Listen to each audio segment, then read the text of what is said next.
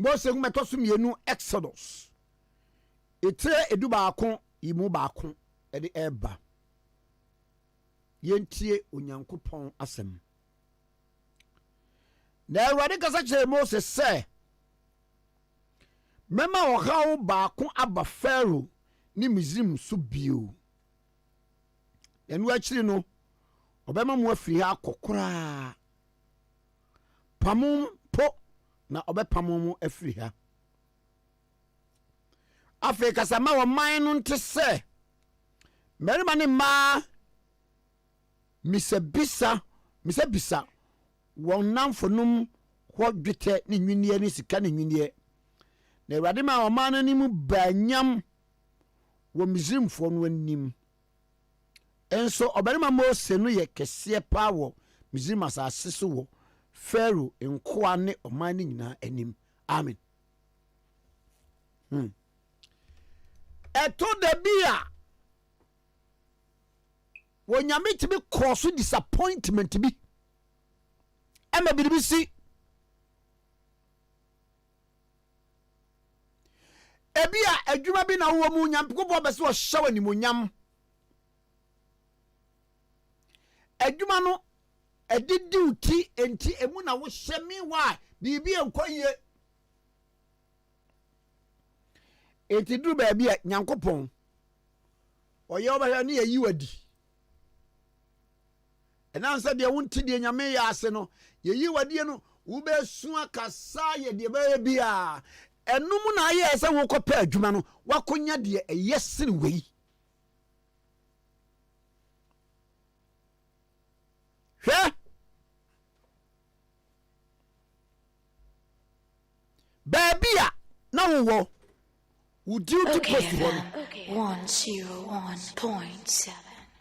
Wa hunu ne yɛ dia wote ya ne sɛ yɛse ya transfer. Yɛde wo kɔnya Babia yɛde wo kɔ paa na menko ade adai. Bia wotena wa nyame nim sɛ ɛnyɛ papa ma wo. Eti oyi wa firi hɔ.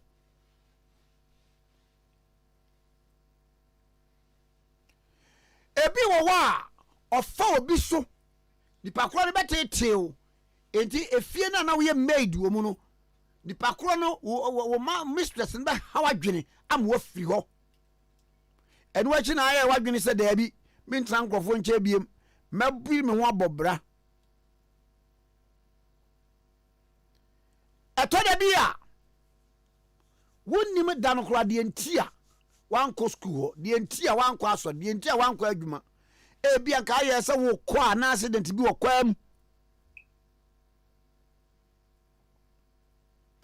Na wei Israel for na akɔdi Misrim ɛyɛ Egypt. Na akase Nyankopɔn yi wɔn firi hɔ. Nneɛma ahodoɔ bebree akɔ so. Wɔn ntumi mfi hɔ. Ɛna Awurade ɛka no wɔ Exodus chapter 11 verse 1.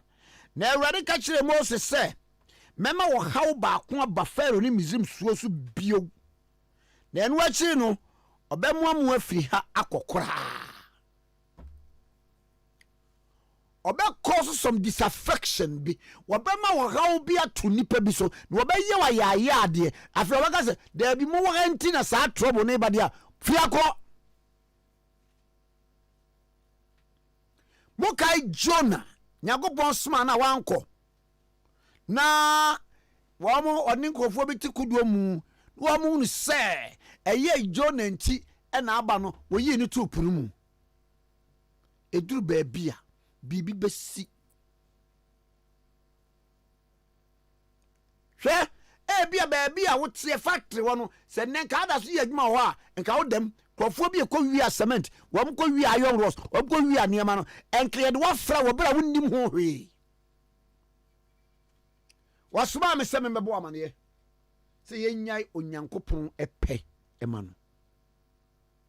Na bibiara Awurade ɛyɛ no praise before twi dwum se ne nyame ye na yie na pɛde nam ne kwan so sɛ ne wɔyɛ na de fa biara ye pɛ na ye kom. awurade apɛdeɛ na ɛyɛ anɔpa yi bia na wɔtwe wadi wafi wɔ haw bi mu akɔ nhyira bi mu bia na ɔma nisuo bi aba ɛno akyi ɔsɛreɛ bɛba bia na ɔde adom bi ba ama no so akaw awurade nhyira so na ne pɛ ɛnyɛ hɔ ɛwɔ yɛn abrabɔ ne anam ntuom Jesus Christ di mu ne abɔ mpaeɛ fagidi ka sɛ amen.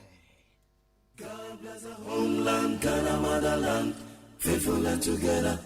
Hello, my brother. Hello, my brother. Hello, my brother. Hello, my brother.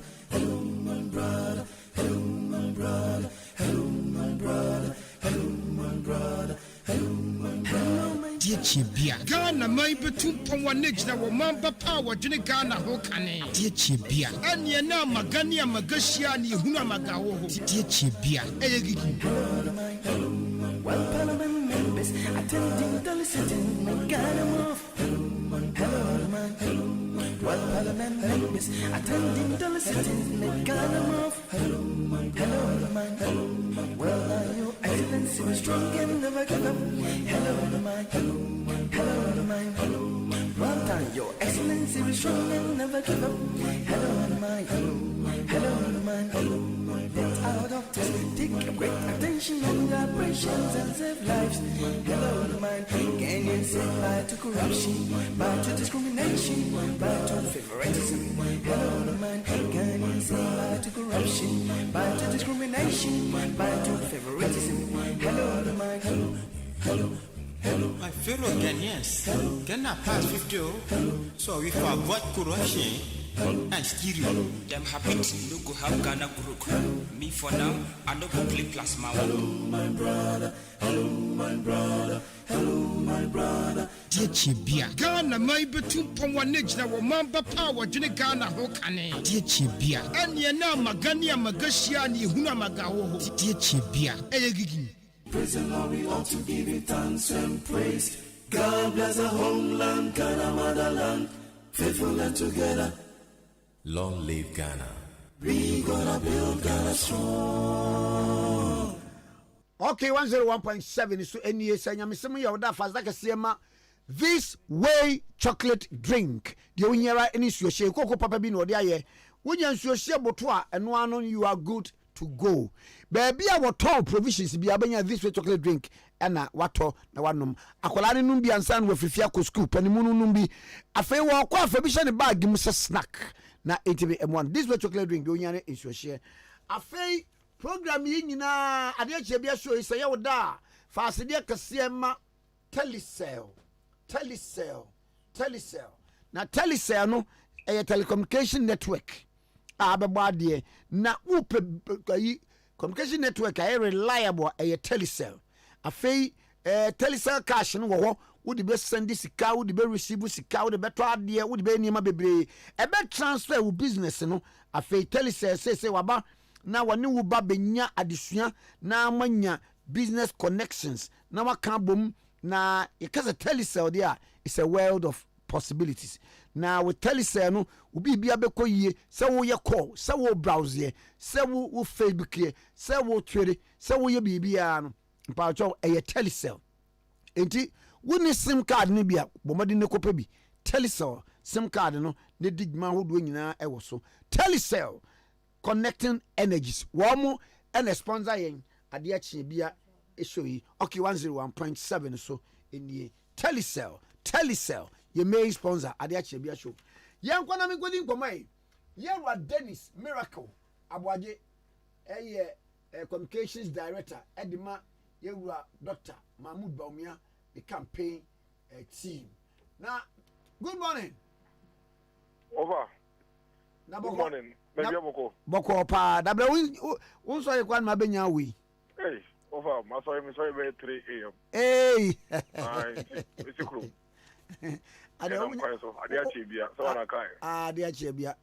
ya monna kakra na banfo nya kwan wa mu meeting we offer mom kwan e mom kwan kra so mom ntumi na ntie wia ya no be na ntie wia de so no man on be ba ni ni tete ho na maba unchenya two main issues baako eno na yebeti se yene papa kwesi ahoy na eja all kasa a video be a call viral na say ye maame Professor Jane na no Pokwajiman should get ever prepared say obetimi abeteki over bibia se bibi kosi say yewura John Dramani Mahama obedi akonya na woni ho a na wo ma influence bi bra o yewura atameus nyame fa ne kransi wo se yewura Mahama okọ adwuma no pa no na or vice president but nature its own way of skewing things for him our yeah the man no be president or be no president inti no maame no and get ever prepared na anything can happen papa no ababonten de chewpe mu duro piesie de amase se bi bi nipa bi antena se nanso se nipa antena se kura no a se ne tibia no we the chewpa emma yewura John Dramani Mahama na nkomo yi mu bi o wa ese mo se monte ase oh senior we know anka no normal circumstance in fiasem so but sir about president your man in asemu and you know e won sunsanso e wo ye nyina yeso say ya hene yanke bia anka ntisa anka be kase bia we mpodie komo masem but no kene say ye papa ahoy owo nsembia yeso yi ano and our questions be a answer hey to the extent to say at the end of nim and I nim the end away home in a on my no year yakayin home ye the end of what na yakayen tea so ahoy mono e buy this year or momo power brokers so papa and I know so mono e buy this year upe nipa 5 I'll be to make us omo na NDC this year na so omo ka ho sure omo mi edi na ntomo kwa no mo 2 votes out of 5 no na say omo ba e be kan se mbi se ya yentumi mu nsem no abofia enti enye enough say nipa na be ka say oh nipa cho man keni ka de wan kan ye ne mum asem no se ne sitie ba ba say mo ga dia se ba so che mu say man kan ye ene the American and Yano Creno and Yepe. Okay. Man can ye any and Yano Cre, saying Yepe. Oh, there be Yano Cre, and Yepe, sorry. Can one can ye say if you are seeing Mutu say 77 will be crowd you say we did them. May I say and fat will be area and Sereno. And Sereno. Instead be able to be area as Sereno, we are say with the apartment. As some said, I'm beside me can I may. I don't say any panel. Ebi ana on yare ana oyare nti it's of national concern if omoba eleka nsembisi ya but yen de MPP de be kenyina na say ewi asimu say wo your phones are no ho de say wo ya de na uni obi di dwuma na o se wo de adwembone ene nipa bonesem ene sebe trusem ne kwan bɔne nko na ɔde nipa no bɛfa so a ɛyɛ no wadwen sɛ awiase ne ababɔ na ɛyɛ bɔ no ɛtwa no ho yɛde ɛgyina faako ba asase ne ɛgyina so no ɛtwa no ho nti obiara bɛgyina baabi a ɛgyina no bi ɛyɛ no wɔbisa wo sɛ wo ɛba bɛto wo a kwan bɛn ɛna wo wɔde bɛfa so anaa wɔbɛfa no so what dreams are no me ya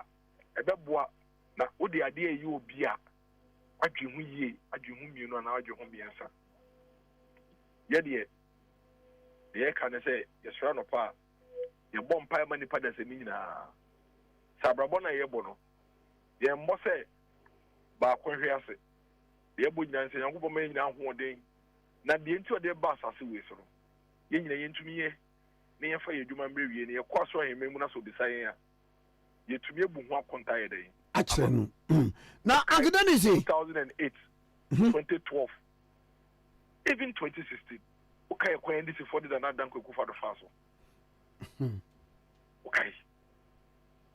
Edu baby no na papa na de kra mmobo. Omo twi ne fam egu nanim ase. Omo de ne fia wadi edi natam.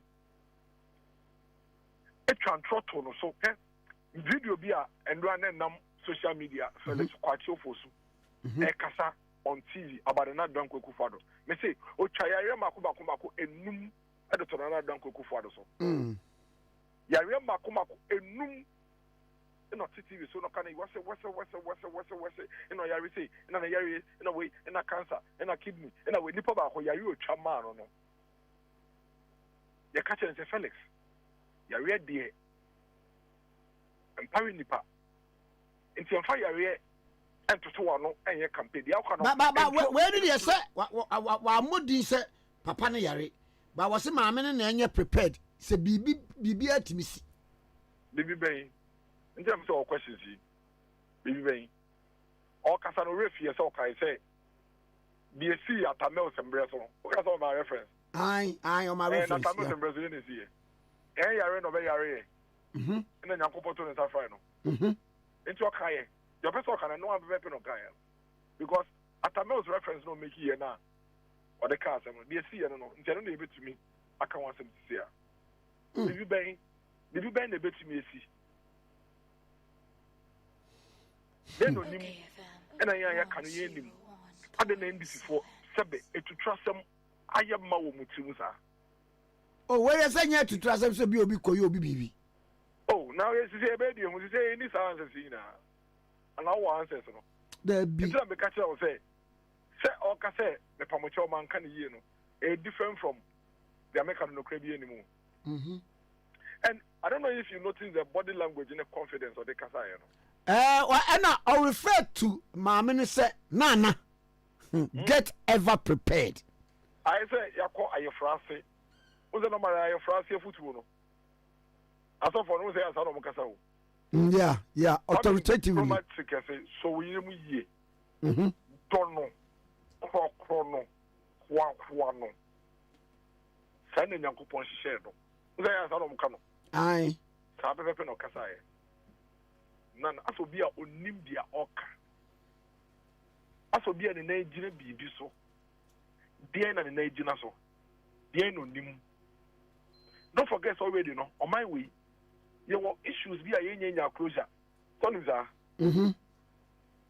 the same NDC former President Mills issue yenya closure oh Debbie I know they say coroner's report no me ade de nyina abusuafo no ba bonte kura be kan say oh say be a abusuan semti not made public any abusuafo wo me friend say former President Krum e command penny wo ko the same thing and this is for almost here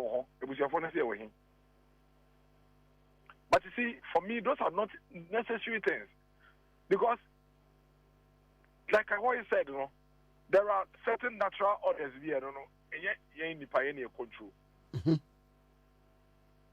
but say what you wanna ususu eshishe nyama wo timu a yama wo akomemu a na fe yebro so a what one a pure one you say in the abundance of heart no no the idea be no betimi ahihya ma I am ma wona komam na pie firi no ye be de hu sentini ye bisa hu nsebi onyi ni say all kasa so wan kasa ya meka na enye no kre o say man ka ne yi say man ka ne yi ene enye no kre enye pe yes so I say man ka ne yi ene enye no kre enye pe but we are concerned in as much as for us in the MPP, we don't place premium on these things because we believe, say, and this is for less in the fee and they play out. Okay, I'm not man penny John Domini Mahama, or your company tia, the Madame Kweku for the or your Ghana boy.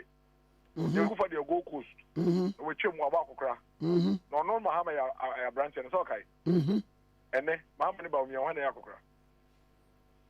I say, yeah, Mamma, and you say, Bomia. So was that done it. So that done it. Now, see how your market kasa or kaka issue about age wasn't ended before every year. But these are the people who prioritize age and health in politics than any other group of persons. And I want to Omoakoka Ejemu. Omu di omu yomu. If you see, so what we are for, sir, no washa wodi. Yeah, dear, we still stand by the principle say, yeah, first annual we mono and your politics. We are led by love. MPP. We are led by love. Eddie, and kindness. We no say eba say you be see a team year. Why na be friend no, pose for na be friend no. Ana ono ano should come again. Oh, we no no social contract. Ono ambra. Amekanche Dana for so ebia. The judi said dia esi pen wo yeku we mu. NDC. Your record ya wo, your history ya wo. Ya esi pen wo yeku we mu no. Enunti mejidi sa asema mekan na mama bebre ebia mo no bonya adwentata but me shame say ya mekan no no kwa bia say nim bia say ni ho bibi kitwa bi mpo ni ho e betumi ama wadwen sa em so beka sa so bo mpo a emo dru say mankari because they have a record, they have a history to date within their party. And we did not move on party. No, there were allegations and counter allegations about how the former president died at the seat of government. But me no, maybe nam say Ora Cadman Milks a year or Magazine Nuano, a barber can say, oh, Abusian Saka, you know, death report, you know, the coroner's report. A special president and a special aide, no, yeah, deputy general secretary for the party, Kukwaju the hotel date, and then Pam for. Then the Busia, then enough for more party, and say something went wrong. Announce here. The main party no. Nami niho, but Kukwaju do what you know. Consistently he says it. In fact, this week I will tweet it. Watch your Twitter. And nobody almost what the yarn neck. Well, say be a horse of the yarn Canadian. But because of our history. On my records, because of the names almost say no to me and I'm gonna fire worried about this comment. Say, do we have any reason to be worried? Do we have any reason to be concerned? Yeah, dear. We believe that God is a giver of health and life. And see, it's not something that ye nipa any so. You claim say you will control over it. Until you find your politics, no. But de omo record excess omo politics no and no. This time round no. Omo de come omo internal politics them. And omo de omo. But a won soon so no. Yen Ghana food na never buy so. And you should we be worried? Because see, senior, asama ho e kai no. Problem I want to say, ya saw about Kotwaba. Then I see 2012. No, ya Kotwaba ma Mampeni, President Mills, somewhere Mampeni. Now I feel along the line, no, ya benya accidental president. Ono ya Ntwaba mano. You have been at the end. Ghanaians want to have an opportunity to make sure say we vote for a president that we want to lead us, and not accidental president. I am Ntwaba ina. Bibi to send there. How I can say Bibi abe to me see basi. Na obi ono ya nto abama no e ba be your mampeni. That is why we are worried about. That's what we are worried about. It is a Bibi sa ono me hu a. Ye koto ba na ni ni mu ekwa e be fa so e de beto aba. Because see enim say na how I can Bibi abe to me see ama na Professor Nana Jane abe president. Na say yen ajo say be mo no na be president. Yen to aba kra ma nipa no ne nam no. Because yen pese nipa na yet to Abamano. Bibi abe to be a citizen a Hoekano. Nana James Abe president. When you say she can be a very good president.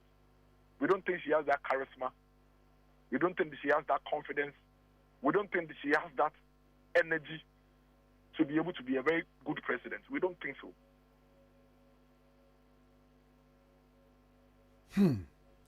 So I said, we don't think so. And she said, Nippon Kwakotwaba, and Mamon deceive Nippon, don't mislead the people of Ghana. But Sabia, I on one personal comment no my in your party number of the Kaye. I want one air power for more party. Bonipa mienu omo ye powerful say ahoy mo party nim say ene. Bo. Wo de bo mienu de wa say wo menu nyina de ya. It's SSC John Dramani mama. Yes, second one ahoy. Chairman is sitting ketia. O ye powerful say ahoy. No ya ahoy mo na go fa de why. Why you? Where? Asa. Okay. Asa. It's no omo kasa. And your mom personal comments no mo make it. Daddy, it cannot be. Program run was there your mom personal party. Daddy. I didn't know the do at the party as someone a mom proposed it to. On say yes, and this party in Mukasa, how I went off Nana Jane Mensa Professor by. The Fatu confidence in can answer. Okay. And your mom founders and leaders and kids of the Fatu confidence. Mm-hmm. Because the way she was referred, that means when you say, Oye, Nana. The current generation of NDC for the baby now, Moana, Fatu confidence for you a developing my gumi mama. Okay, baby, to shut it. So what's the story behind it? About how the Ahoys deliberately went out there to recruit young people like Okujita Black Family Squatch for and says, Amunka Bonte, Mum of what them. It is on record.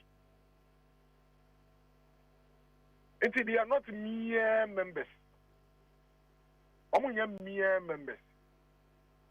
A free revolution time, one who embrabia now any relevant when this muda. Oh, Debbie. They are the people, they are the NDC, really.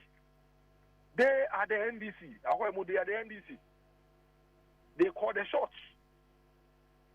Okay, I hold a book. Maybe I'll say, I do a book and I can't resigning. Our friend not no, let me talk to you. Necrophobia. And for forbidden one book that will book him. Our Mohamudi. Be for certain reasons. And they are probably, arguably, two of the most powerful people in the NDC right now. And that is without doubt. It's Omokasa, a Modru, Omokasa, a CFN Minu. And that is why Oko markets, Oko hospitals, Oko schools, Oko a Germany are there, Obi a doing common say, you. Now, simple, why you want to over to Abamo beer? Obey sure the sign panel. Obey me, the term in a now, Kwame say what to Obama, Kwame Nkrumah. Is there any power to Obama and Sanga? Hey, Isaac. They're very, very important. And that's why we're having this conversation today. So it doesn't end at Mankani. It will really end at a say baby woman and a baby in the I see. Now, Mammy Blanc come off for so. You are Dr. Alhaji Mahmoud Baumia. Tax amnesty, no? Or the one some about me who say GR4 crown so at troll. Ibidia Basse, Mom say, one Casano, one target here. I know they know the head before on the other. And come away, it was saying. Oh, I think that Dr. Mahmoud Baumia, when you first time on Waka, GRA Assembly, he has been consistent on the GRA death for GRA issues for a very long time. As a man say, on mine, yeah, the and Toboa a tax a tour, and now, see there, a 2 year old canoe can hear. Me suffer ba kwa menene ye program apostle Kwajima say moje to na mu di to I don't know why na makonya so we a to tax na woka we got the tax on to me and a tax a to why say yeah o mine no you want to be say you beji jina you got to show mine no so I just say any other house with the new Medina in Ama Ghana Revenue Authority say among your mind. But to be somewhere October but December 2023 edum kejetia abusi okan kaneshi makola Tama industrial area Takwade industrial area Kumasi industrial area na ejumayefo ne businessmen ni traders complain say GRA harass yomo. I don't know if you remember. In fact, there's a story on my Enjoy Online and maybe this is what's it? Guta complaints of GRA harassment. Guta complaints of GRA harassment. But also, a traders advocacy group cries over harassment from GRA. Traders were doing KJTR. I'm granting interviews with me about how they feel. Say GRA in the compliance and that's the enforcement of compliance of taxes.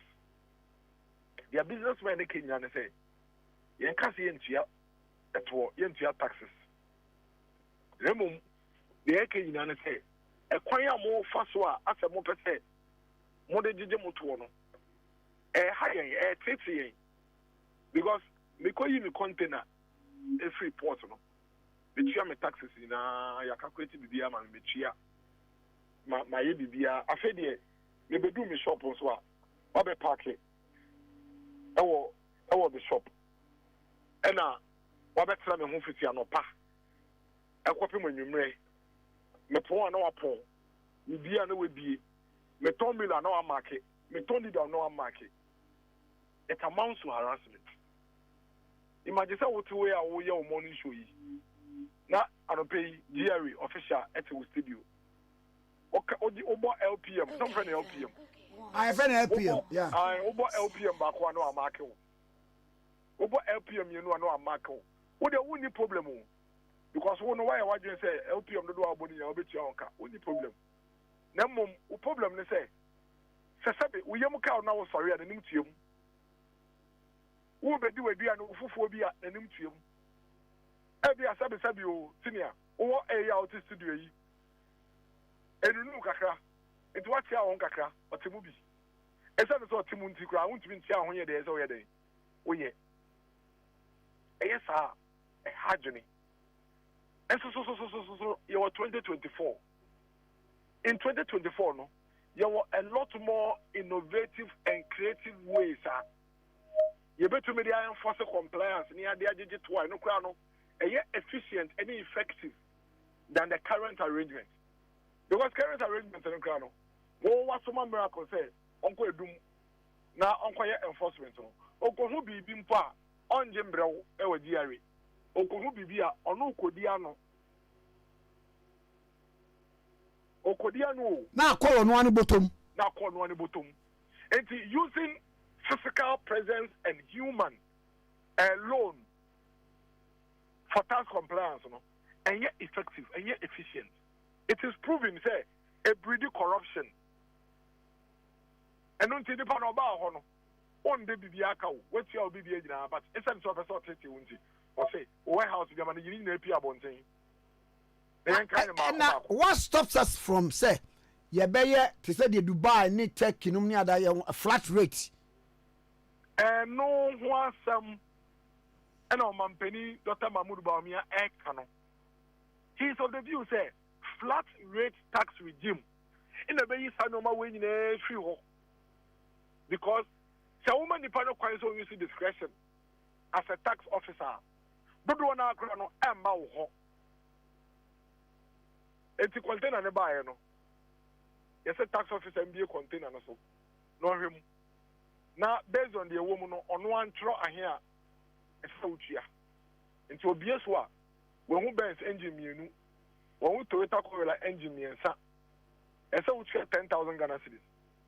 On one crab catcher, I said, I mean, trust say, banks engineer me, and a Toyota engineer back home. In case you 50,000, but me, now the 40,000. 40,000, remember, receipt for 30,000, now the 10,000 a day. I'm on it. Senior. We see the beer. Now, Bakogra, dear, a rice and our crabber. Rice and so I'm great. Ain't wɔno no ɔbɛyɛ sɛ minua ma memmoa sɛ rice bi ayɛ rice ebia deɛ wode baayɛ no ɛyɛ high grade yɛ sɛ nka wotu akɛseɛ ɔbɛfɛ akyire na ama no biribi na watwerɛ sɛ ano wosɛ sɛ no sika no so fɛpɛ na ɛyɛ a wɔka no no sɛ wɔka no sii ɔmɛka yɛ sɛ ma memboa wo ɛti woadwum no waboa wo because woasɛ bi 10,000 but no he doesn't mind sɛ wobɛsɛ bi 10,000 no so nya 10,000 na ban sika no akɔ fam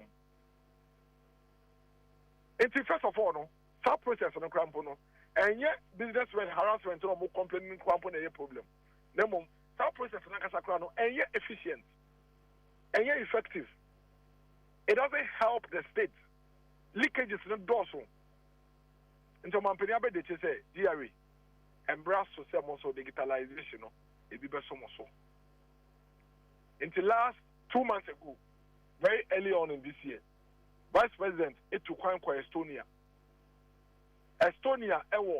one of the best tax regimes in the world purely founded on digitalization and technology nti okokɔhwɛ ɔkɔ so no ɔne GRA mpanimfo no bi ka ho na ɔmkɔɛ to go and study how Estonia have been able to utilize technology, digitalization and innovation for their tax systems. And no, and all can want them say, for businessmen, traders, won't come on to him. The era of harassment is coming to an end because on a GRA 24, Eguso, Dijubedia, ebe introducing technology and digitalization into the tax regime. Ebema etuo bi ese wutie bia tax bi ese wutie bia no ubetua pasa ehun enko hia se obi ba betra okonso fitia no pa ekope manyumre we no business community na abona wa tu ekuri asum because etuo ni de obi abetua na mo mi tua no e ma me feel say wo de sika eso asimemene a utwa atie firi ho GRA so because GRA for na ne omampani abediti ne call Estonia e ko share sa dwumedie na ene me no ka say o ma sase a o mu di hu dwuma o e hye ne o ma etutu ne ma make sure say sa ne ma we e be koyi and there is no turning back on this because you see once you are mobilizing resources from the state as a country e say ye di so edi edwuma ye for na as a businessman so eti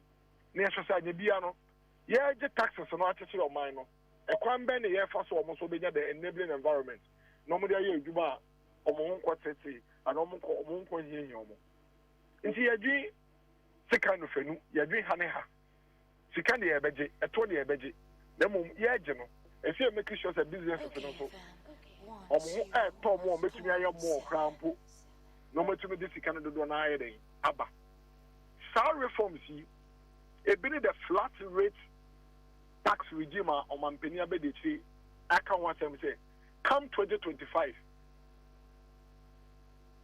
Do the idea you know, you the flat rate in the bedding, a bedi jumano. Number 2, or say specific industries, we try to say spare parts of the idea crowd.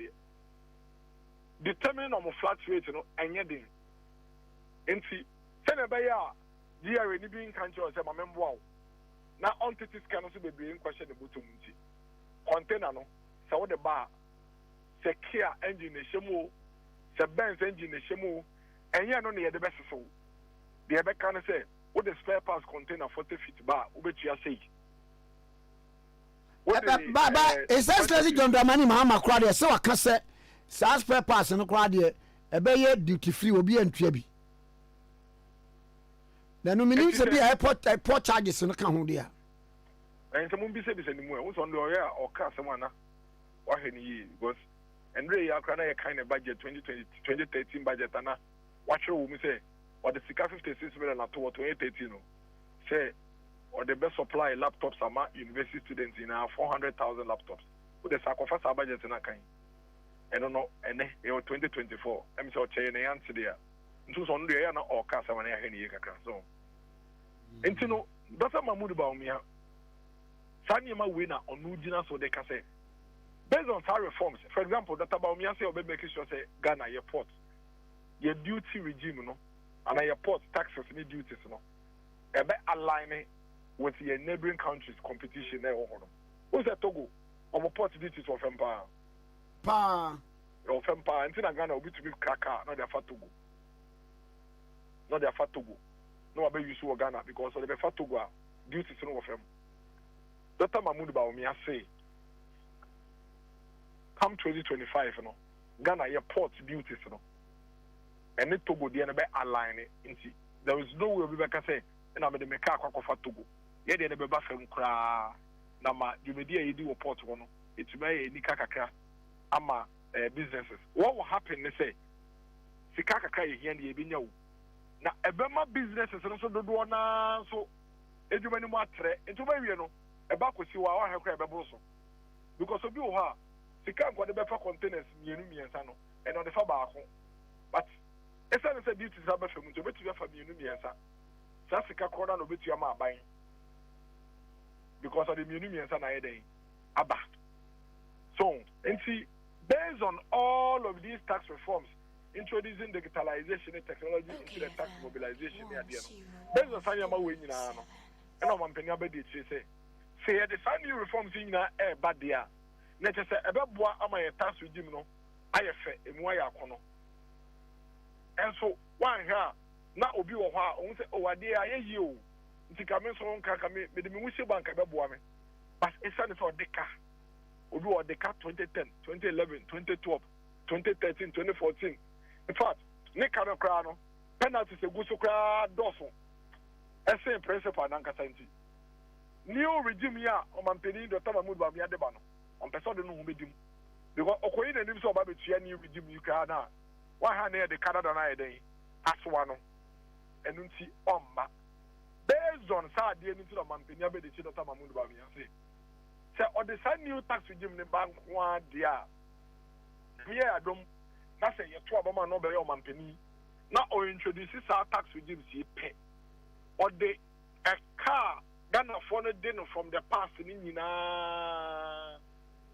what they come from Abia 19 could you ho between December 2023 no or the sakani na bechew sena be ya obetumi nya nkwan na new regime na asase no obenya clean sheet na also odon wadom sa new regime no na amandi padodo na ba beka ho because the padodo na beka ho a ebetumi aboa na tax rates no percentage of taxes na yetua no yet to be at so because the part do tua and the boa ama sikana do into between a day at so. That is the proposal of the vice president, and the business community are embracing it because of all the promises in terms of tax reforms. They think say Dr. Mahmoud Bawumia tax reform is the most practical and the most workable.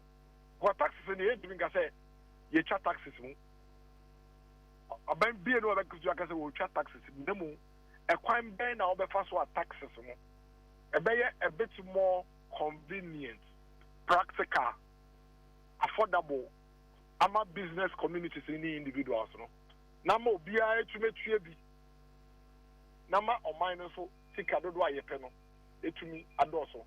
That is what Dr. Mahmoud Bawumia is proposing. And that is what he is looking forward to implementing come 2025. And Yene Council for Indigenous Business Association, about 13 different groups, Choba Association, Barbers Association, Ghana Butcher Association, Goldsmith and Jewelers Association, Caterers Association, Dressmakers and Hairdressers Association. Associations different 13. And then Dr. Mahmoud Bawumia and then Omushia Ewo Gempa Onyomudin Komo. And Komodian Nemuno, you can clearly tell say the people are excited about this new regime. Almost say a 20 year betria. Nemo ye did say reform to that work no. So the bar a bebway na ye do mediano ako elim. Okay. And I think say Namia dom not tons wupa eguso not domia.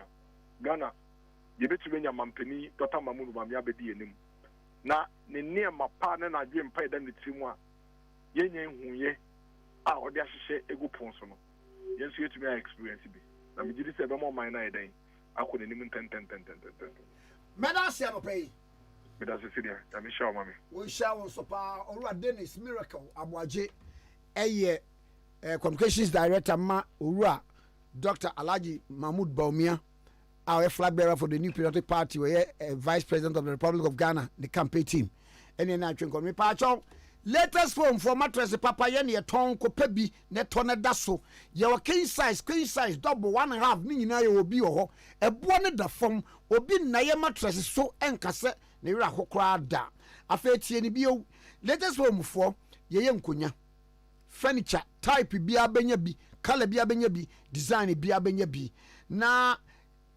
February a month of love na yɛde V sofa range aba sofa no emu tena ɛdɛ ɛboɔ no so da fam paa afei yɛsɛ wɔ L shape no so bi wɔ hɔ ne nyinaa wopɛ set abɛnya wopɛ no 1 abɛnya 2 abɛnya space bia yɛbɛma akonya ɛma adeɛ sɛ yɛne ana yɛyɛ yɛ introduce MDF bed wardrobe side drawers coffee tables center tables ɛne yɛkɛ ka ho nyinaa tumnikai na bra in showrooms across the country na afei in products ahodoɔ no furniture nkonya pillows deɛ yɛkɛ ka ho nyinaa wanso bɛpɛ bi yɛka sɛ latest form ano agye so your partner for life na mame fi wɔ na menkɔdi nkɔmmɔ kakra mene owura Koku Anyidoho wɔno ɛyɛ CEO Emma at a Males Institute na yɛde no ɛntwetwe nkɔmmɔ Angogu good morning. Good morning, Kwame. Good morning, Kwame. I feel me saying, Nankasa. Debbie, Yankasa, Yankasa. Bishop. I think come back to you. I think I said, na Yami Gusu ish right now. You know, Kasa, or Hifa. Oh, Yankupon, we are Dakar, we are Senegal. I mean, here, okay, if I'm here for no power, you know, you're faster than much of them. Why wouldn't say Jumano? You're bono. You park no so baby on be free be a cointy. Star be abi. Aja. Otifa kwa wadwe. And yenje baby a ko baby krodos one yentena ba ku. Yentena ku nye ngwase. Aha, nti se omo fi se be ye adakwa ye da ho a ye nye hwe no. Ebi no bu ye pa nti. Wa woni se na ma omo nti na no sin enra Senegal about moto no Sunday. ECOWAS monitoring team Professor Ibrahim Gambari, former foreign minister of Nigeria, former United Nations under Secretary General Oda Yendimno, and as Oda no. And so as it is now, no, I'm so mocking kind. Letter commission any official declaration here, but I'm saying I'm radio no so. I'm say the incumbent prime minister no Jinama the incumbent coalition party no. I'm say Wanyaji Atun say the leader of the main opposition party FAI. I said baby I didn't kono. Ono na wenya de nti. But of course we are still waiting for the electoral commission to issue official results. And I am an way ECOWAS. Yeah, press conference at the answer to you. But so far it's been very good, very peaceful. And we're happy that Senegal has come out of the election peaceful. But yeah, Nanko focus one more elections and other elections no. Yeah, na is characterized by acrimony and in Yamahodo. We know nada from power. Oh, nada from Senegal Nankasa. They've had quite a stable democracy. Oh, yes, they've had from Mr. Leopold Senghor to Abdou Diouf. Hey, Leopold Senghor, what is that or a writer? Exactly. In fact, I visited the Goree Island. So only the history of the Goree Island. Babiana, these slaves no echo all over West Africa. Answer na Cape Coast Castle Crown. Goree Island is the oldest of the slave routes. Ocean Senegal, you see sea line now. It's very close to Europe and the Americas. So it was easier for the slave masters during the transatlantic slave trade to operate from the Goree Island. And when you go there now, Leopold Senghor SC Efiebi or Island also. So like you are saying, as a writer, every weekend he will leave mainland Dakar and go by boat to Goree Island and just sit down there and write. So it's true, yeah. Leopold Senghor, yeah. And so, because Obia who belong to the colony of the literary arts, is good, sir, ube study, no. Then the likes of Onoranzeku, Wole Soyinka, Chinua Achebe, and Momo Kikakahuna. It's good to study them. Professor Onomo. Hey! The book about This Earth, my brother. Yeah. Wow. Now, Mami, you are there. Margin of win, no, well, we are still waiting for the official declaration. As an observer, no, I can't speak ahead of the Titinen in the Betidra. So lest I'm scooted, I can say what has happened. The Omonkasadia to just say, will be a congratulatory will be there, and they will use them. But as for the percentage, you're better. I'm easy in the Atudjans and I between the uncommon. Okay, now, Mammy Musa, a dear Ben, a factor, sir. The opposition leader, Abewini. Now, Matisi is why I get some more boy. Well, it's a 44-year-old. He just turned 44 yesterday. Oh, wow. As at Sunday near to Abano. No, you're 43. And Runner, only 44. So, historically, I think Obama came at 44. I think Clinton came at 44. Kwame Nkrumah 47. Tony Blair came at 44. So, he's coming. And I say, but within a certain category of world leaders, I'm about 44. Jama Macron cried himself about 30 something. Yes, sir. And where unity but the new force on Shedda, Kwame Bedia, Nana Kwame Benyako, also it's a 44. Now, dear.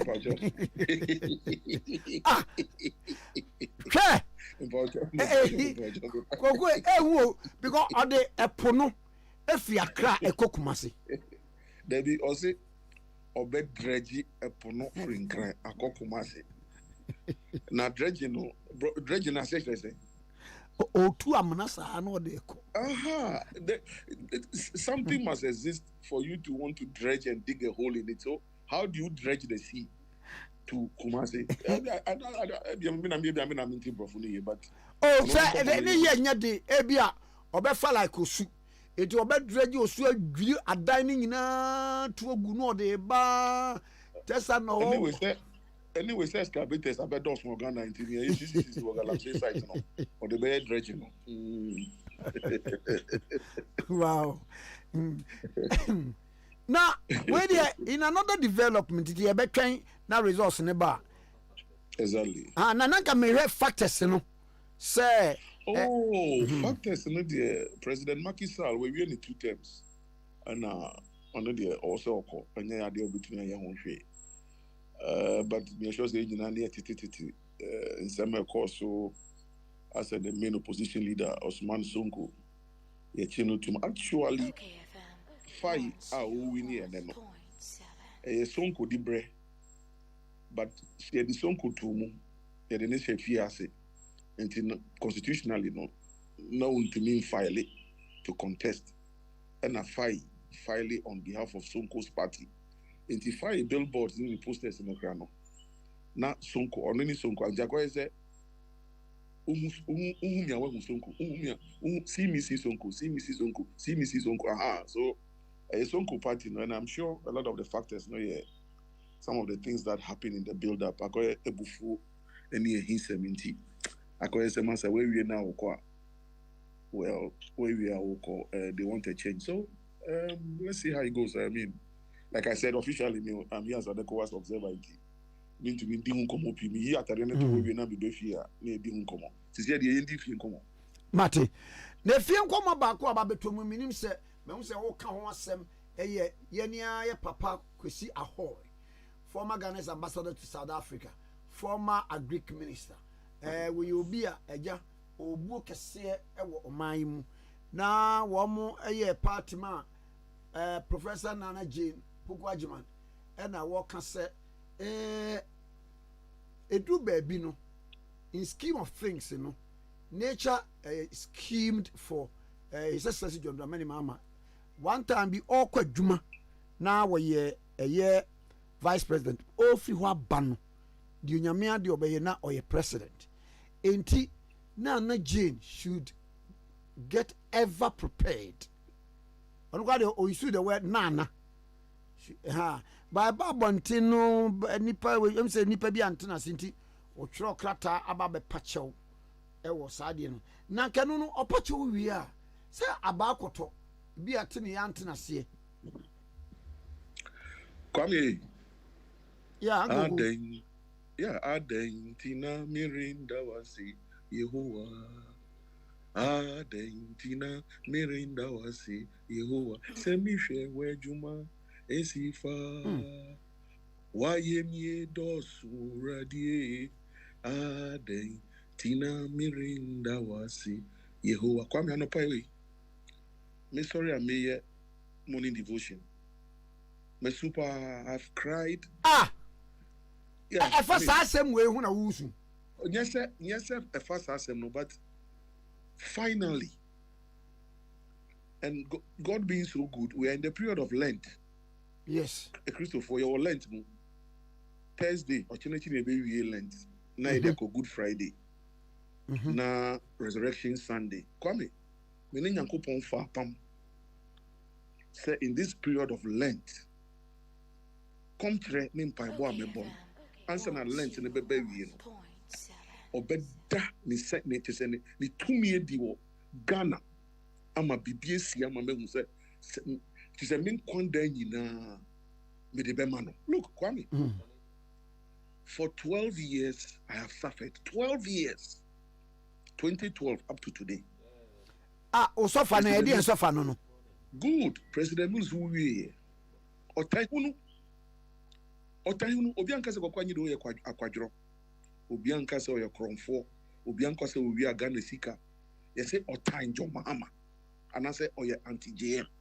Saturday no na omode ahia me se ubi sa omo anti-JM so a ye ntumi enkyerechire omu no ne se omode Saturday hunu kese no and as a kuntu and na ye de atokwa nyido so se anti-JM na no as for details ne de obi ntumi ma the only thing on maybe on make can say na president knows what no na ombu John Mahama, but they will not give you any specific evidence. You say oye anti-JM. Good. Yeah, but could be quite yes. Then, as vice president, now, His Excellency John Fifi Atamils. Yes, we will do one as hey, gentlemen. Stop. You are part of the president. And Nadia and Komana by a bedi, Kwame.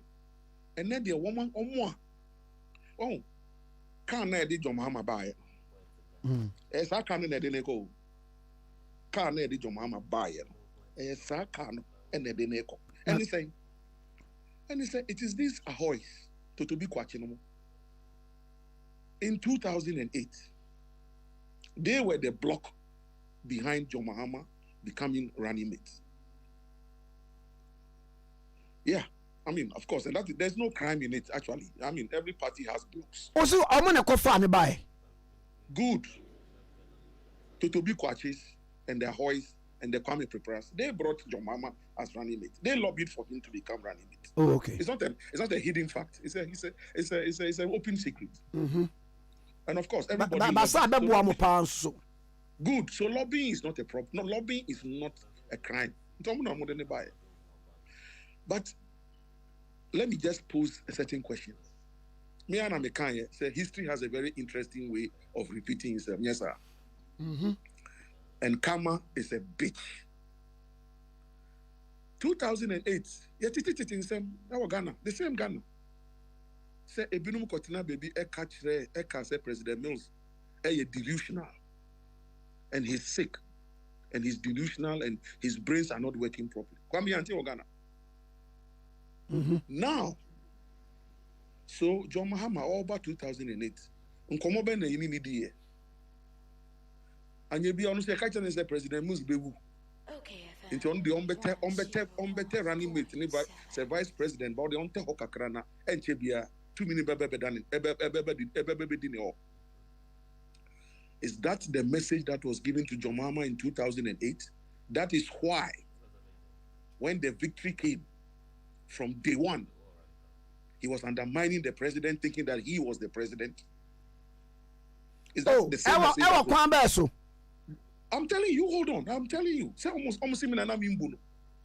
Kwame, if it was the case that I refused to be recruited into any group to undermine President Mills, into the Mahama, and 1 million years, and Mimbuno. Yes, if that is my crime. Because as far as I'm concerned, yes, Auntie baby could say maybe motorcade and the vice president in 2D and a 2 a DH.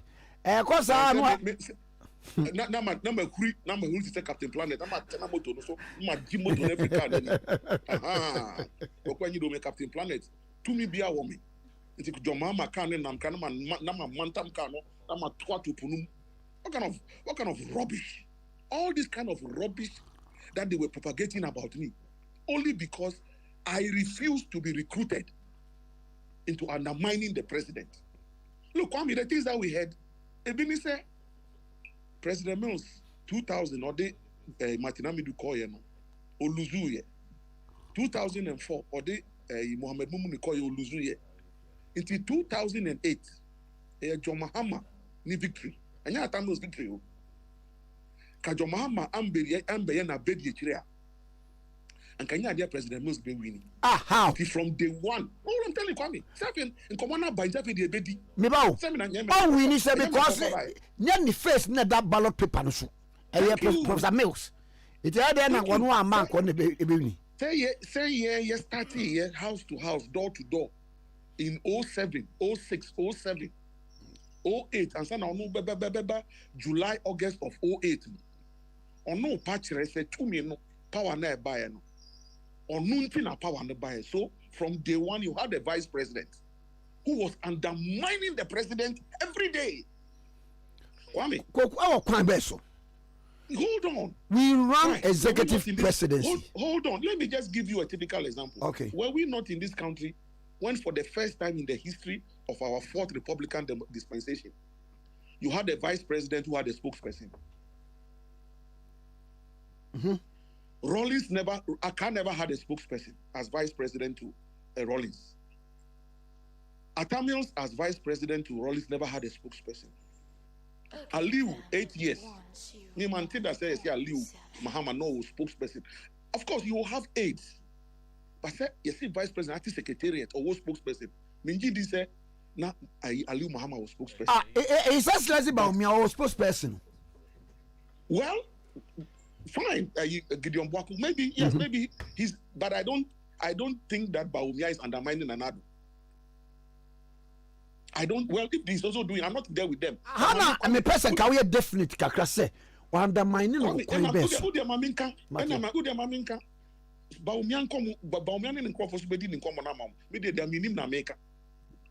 So for the first time in the fourth Republican dispensation, you had a vice president who had his own secretariat and had his spokesperson and doing his own thing. Now, when that same vice president became president, but is it not normal? No, did Mr. Atta have a spokesperson when he became president? Did he allow Mr. Atta to have a spokesperson? Mr. Atta, didn't you see how what was almost about to happen when the widow was about to go on a certain tangent? Now, let's come back to the substantive issue. Okay. Kwame, you see, so the people who brought you, and now you're vice president, and now yes, and the nature schemed for President Mills to give way. Come come here, bro. No. I see nature schemed for President Mills to give way. So when President Mills gave way and they threw him away at Asumge Park, no wonder they couldn't be bothered about Asumge Park. When nature gave way, schemed and he gave way, no wonder when they took money that they were going to build Cape Coast Memorial Library, they can't account for the money up to today, and that edifice is rotting away at Cape Coast. So nature schemed. What does scheming means? Scheming dictionary, as I said, to scheme, to use very unorthodox means to achieve something. That is scheming. Now nature to be scheming, sir. Yeah. So they are now telling us that unorthodox ways were used for President Mills to give way.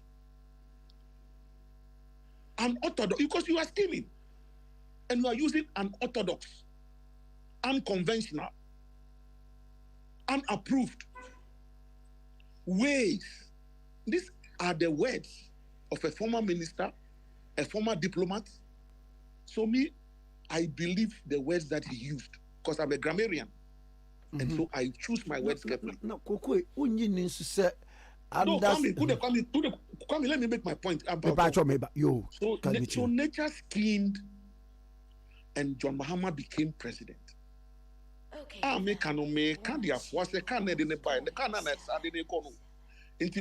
President, what did you do?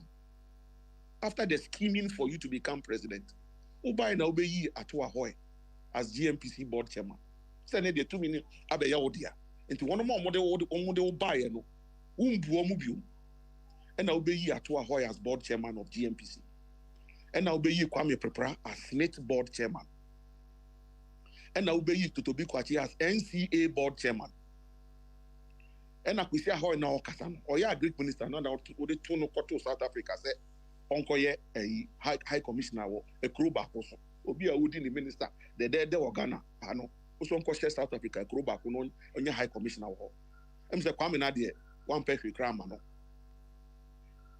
Kwame, now I am telling you, and I'm daring them. Why? For the longest time, I was with them. But today I will say something I've never said before.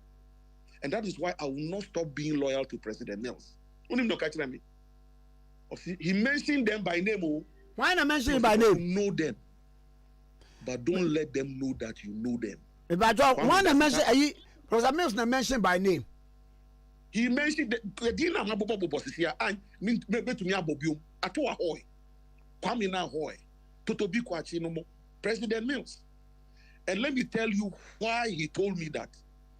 On 2 different occasions, Totobi Kwachi na friend me first. Semiko Didi Rollins at them. The next one was Kwame na Hoy. President Sabi Penimunu one baby and Kokadi Chireno. Can say Kokadi Potty. That time no near Fonka games. Nana could do. So the agenda was that near Rollins ni Nana could do no more yeno. A tier at Mills. Now presidential spokesperson, director of communication. What if a castle hall yede? And now why dear Rollins ni yere a trouble a president no sir. Masa. Come on, mama humnesuna. Chutebi Masa, say na me papa ni mama tete me bema camp. Me bu penyin for. So I wasn't going to do it anyway. But me call president ho, call bona man and say, hey, kokwa ni do. E fi de bonu na omo somo. San krofoi. Omo pewe e you from me change da. Omo aya emfa. Afi di omo ba besum sa fi de ya ma. Unnim na kon nantimo. Fidie ni be yibia untumi nkasa organa ebium. Never insult Jerry Rollins. Never insult Konedu Ajima Rollins. Now go and read Kwame Ahoy's book, Working with Rollins. You will see it in there. How did he get in there? Because when me Kokwanyi do only Kwame Ahoy, we were collaborating to write President Mills's biography. Me metrobi onu so betrobi. Sena ye tro President Mills's biography. On why not doing so or trust our bookie, and I have no problem with it. But when to me and can't me, after me intellectual property, in same be a me macho say the better President Mill's biography, and no ye had the quiet and bookie. But you see, God being so good, He removed a good part that me I wrote for myself, which was going to be in Prof's biography. And all the year in Phantom said, while they recruited Okuje Tony or Manenumu.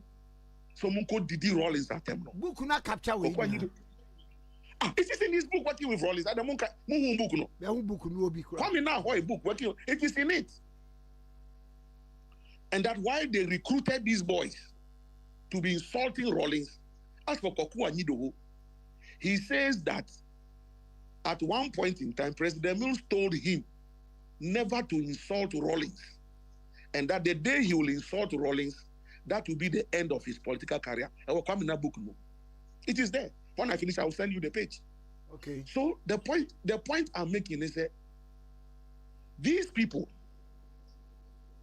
after John Mahama got power and decided to remove them from their positions of influence, they swore that they will never forgive him. I'm telling you. President Mahama, you were from position.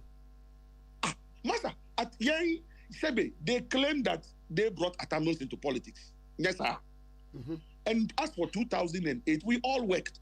Almost to me, James almost said. It is someone almost Mahama, Eba vice president.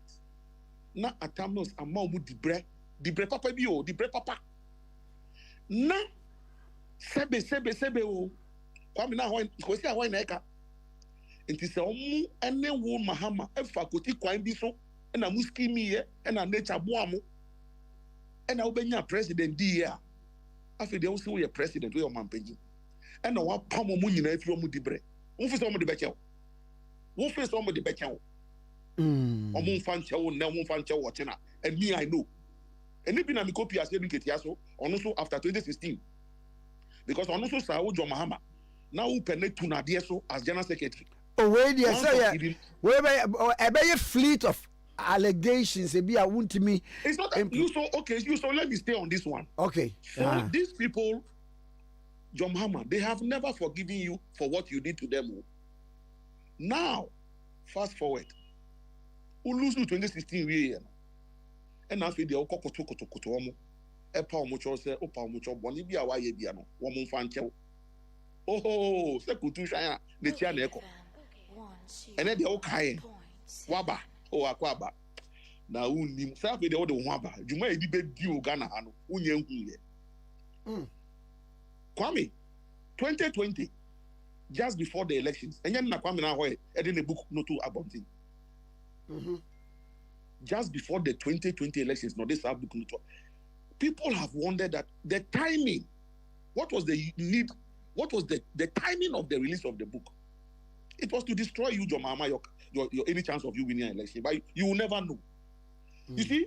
So all they have done, Tsunami say, what they've done over the years is to succeed in painting the picture. Say, and now Ombu John Mahama, Kasa. So they continue to feed Kokwa Nidoho to the boys, insult him, go after him, so that they can hide behind and cause maximum damage to John Mahama. I will be angry.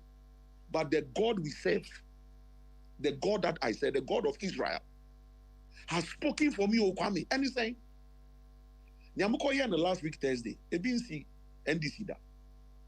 Sen 92 ye fa kaya ye party, media minte. Sen 96 ye fa tamus ye party mante. 2000 ye fa Martinabudu ye party mante. 2004 ye fa Muhammad Mumu ye party mante say obia ye party. 2008 wo John Mahama ye fa why na ye party ma? Who ye party no way? We outdoored you at National Theatre, created a policy platform for you at National Theatre. But some way, maybe in sequence, be in his own small way, obey invite him, I mean, no, I party, man. Kwame, Master, Bible is saying, a way may seem right to man, but the way thereof leads to what? A Kwame or two depends on the walk. Thank you. Oh, the BNC Mukwayo. I consider the new, but say obey idea you young beba, and I said a dear Mugwase beban. I told you what, and it's all Mukoye, and I didn't Mugwase any ferry, and a jari or Muku, Sasa de way. Kwame, Omu film when no moon film watching. Are they? Because you think that your mama is going to be happy? You are telling your mama, send me 2 atamils when I'm quite so air barbetono. As I speak to you now, I have heard reliably that our flag bearer is not in Ghana. When I finish, you can check your international assignments. I have no problem with that. I have no problem, but I know it's not in the country. Okay. Kwame, and this they knew that a day like this will come. Akokwa nyido be kasa. No kasa Ghana for betie. Nti enka se apam na free and this no. Kokwa nyido se oni abotre. Ono kasa di ebufo be kasa we free party no. Na che ni na awie. Me kokwa nyido ho. Obi ampam me ne, obi ampam me ochina. Another all of you a member there. I pass am me boss me tamin ko be bia. Me. Omo no be free mo. They will baby they cannot function anywhere. I'm telling you, the house cleaning exercise, and I say say revolution has a long way to go, but has come to stay. We are beginning the house cleaning exercise. There are Hoyes and Totobi Kwachi, their days are over. Even the Nebuchadnezzar,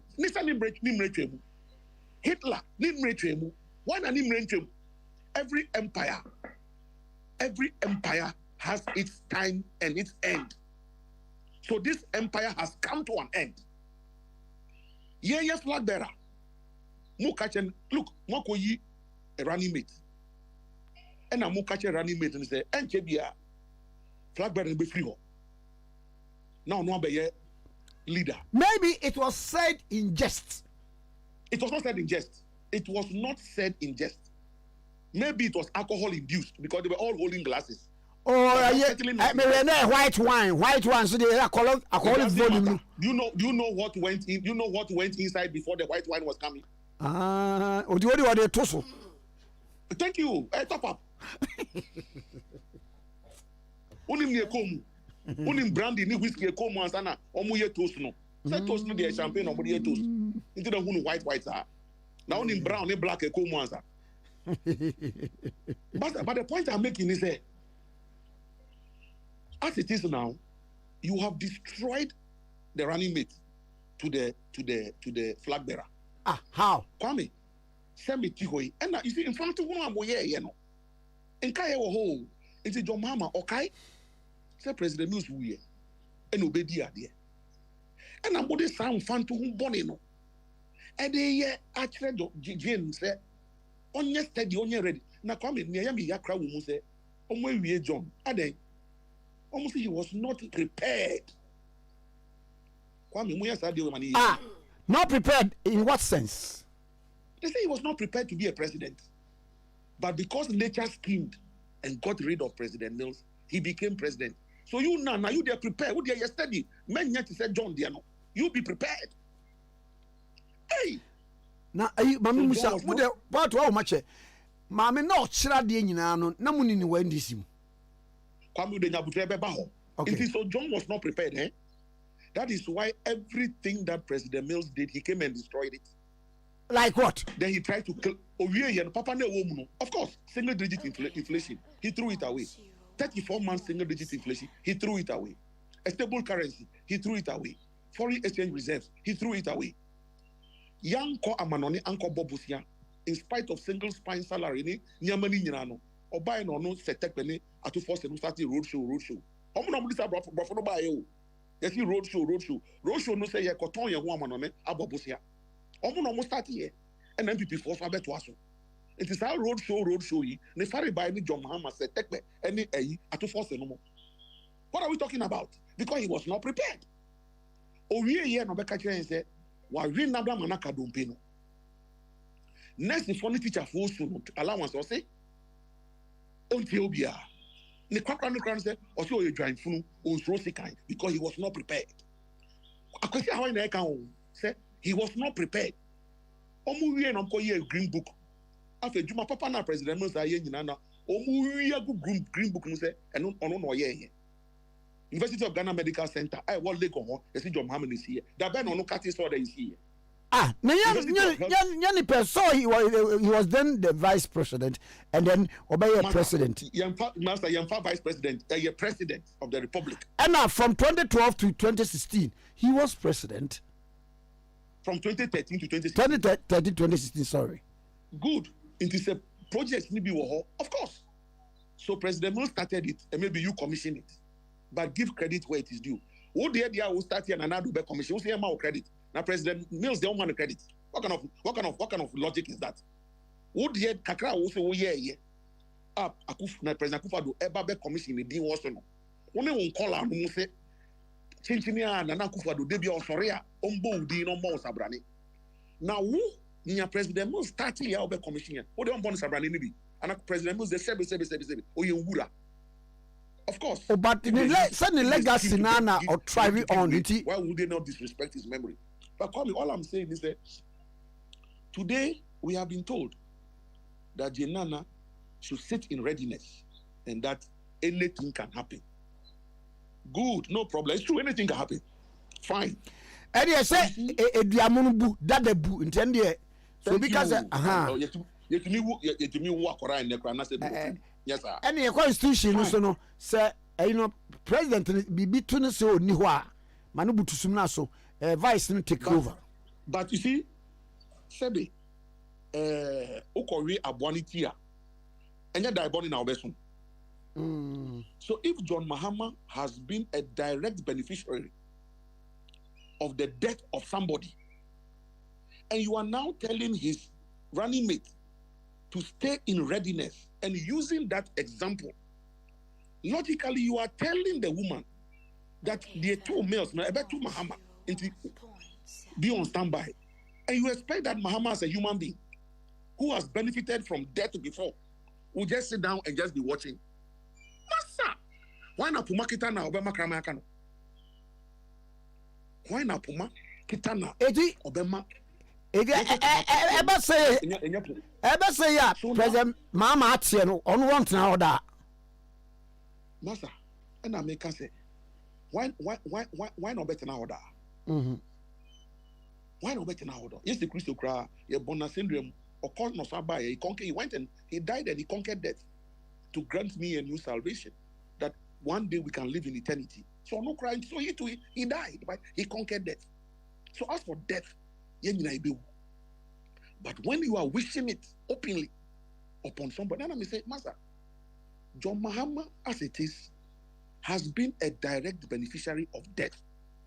So if you speak death around him, you think he'll be happy. You think that he'll be happy. Now, how do you expect the running mate and the flag bearer to sit down and plan and strategize? Abia running a flag bearer means a running mate. What alanku? Into ocean and dimno. Now, Jane said, I'm a minimum or kind me days. That was as a no yes, that better be free. I'm an ability to me. You have immobilized the woman from day one, Kwame. What say no?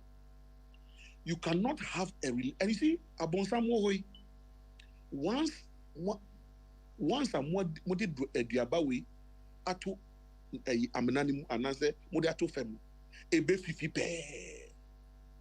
So anytime John sees Jane, that is what will occur to him that opena de be at Yapino. So if you're not careful, they will stop meeting, they'll start avoiding themselves. Now, fast forward. Now, headquarters home. You better campaign team. Who Kwame I didn't ban say no. Near see Kokan Jenana Hua. Ube Penisa Kokana who said we are the campaign team member from headquarters. Oh, send a party back and yechim. Master party back now so Nipa Timun Tisa Bofre near Pai near Hunia. Yes. Party back home, but Nipa Timun near Bofre. But some the woman is not at loggerheads with President Mahama. She doesn't have to be at loggerheads with Mahama, but they have created fertile grounds for animosity. And it's the same godfathers. I'm saying, can't edit Domama by I can't edit this uncle. I'm going to and they quite even. And then and me from a I know yet, I'm not being political, mana, dear bear, mana. Aha, in terms to make aha, you see language. Into political amna. Point. I'm not back on the mean to me, but now from a PR point of view, and that's what I used to do for President Mills and answer candidate Mills. And people didn't understand me. Say, yeah, Master, today is Tuesday. Last week Thursday. We watching from now Now watching back home. Kwame, you have not responded. You are the leader of the party. Somebody has said that you were not prepared for power. And you haven't spoken in about a week to denounce the person. What are you telling the people? What are you telling us? Meanwhile, you want the same power again. The power that you were not prepared for. You want it again. Who's going to give it to you? The power that you were not prepared for. That somebody has told us. Verbal vituperations and now walker. It no you the bear some said you walk and no. Kwame, how else? Why else would we have public relations if we didn't? If it's not because there will be verbal vituperations that you have to respond to. Sure. Why do we go to court? We go to court because people have used their mouths inappropriately, and we feel slandered, we feel maligned, we feel defamed. So we go to court to seek redress. A senior party member who is making it bold. Now, Kwame, I'm thinking, I want to say, Nyayateno, a kitwebio, but people, yes, Nyomo Kaya Kan, but no so be Kan credit the Yantia, but medium mati. So almost see Omode running mate Nabano.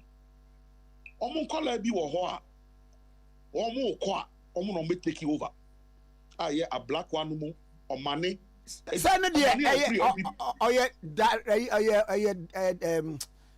strategy.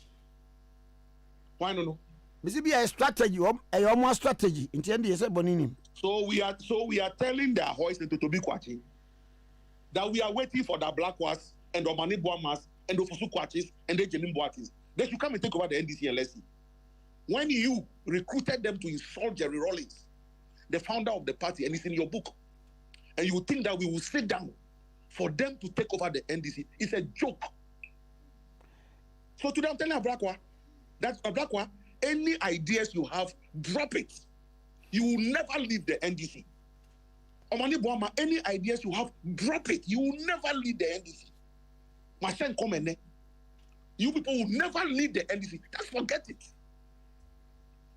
Just forget it. It will not happen. Who am Omani out free MPP Bemu, Eba NDC through CJ. Yenja NDC ni mau, Tofiakwa.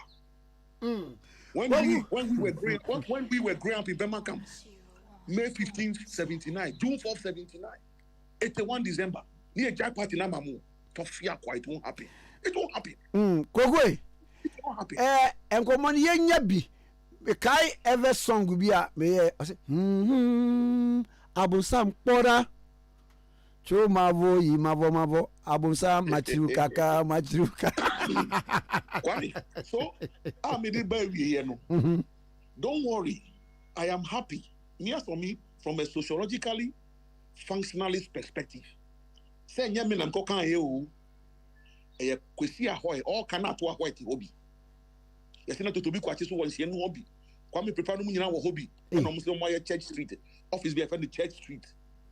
Omode hwa omo hu se omo na omode mame na ba. No problem.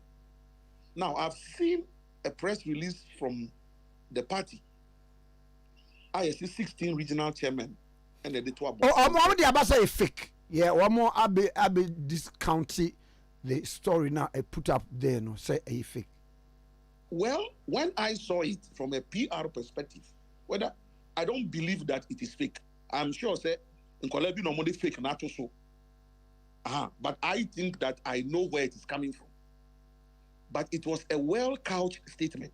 And from a PR perspective, I think that it was a good statement. But of course, people are afraid to own it. So they will say it is fake. But I don't believe that it is fake. And I think that that's the best way to go. Okay. If the party does not stand up now, nobody should come and blame me when something happens in December. But Kwame, Chediampo or Wasoro, vindication lies in the womb of time. And the spirit of Jerry Rawlings, the spirit of John Evans Tamils, the spirit of Kofi Awuno, D.F. Annan, J. Joshua Champo, Mary Grant, the Kojotikata, and our fallen fathers, Master. We will make sure that this NDC does not die. Those who have to leave will leave. Thank you. Thank you.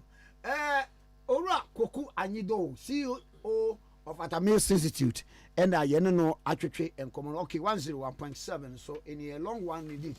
Now, my main forward from End Point Homeopathic Clinic, Dr. Ade Akye Abia and FFF said the Nyankunuma is of Efrisuano Pahima.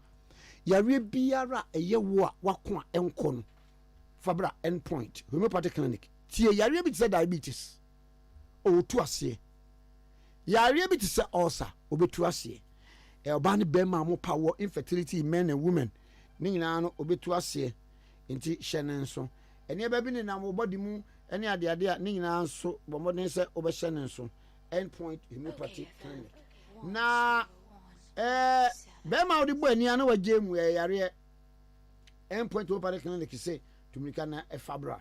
Afei ede yare bi who was spine problem, who was sciatica.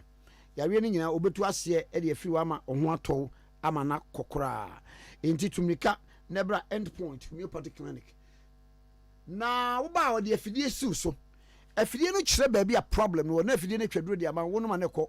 Obi mfa ne yare ma End Point Homeopathic Clinic nsan fa yare no ensan echi enkokwa. End Point Homeopathic Clinic. Dr. Ade Akye Abia ebehwe watu yare na se home e de afiri wokora akọ ama wo ho soso ato. Hospitals will shell signboard akra. Temakomto to do after wajan hospital project guard for stand to the clinic. Kumasi branch en Nkrumah Bonya Angel Ekeye school na chi petakura de branch anaji police station na chi pe. Obi bi obunu techi ma hayi nsa. Jinamba yi Dr. Simon Fred sesi a no akuta number no ma mo 30 minutes asa na owura consulting room oje mo friend sesi ya number no 0244 86 70 68 0244 86 70 68 0244 86 70 68 0244 86 70 68 End Point Homeopathic Clinic. Ago makwaba. Yeah, no, so for Kwame. Ya mfa bi mfa mo ne yenko.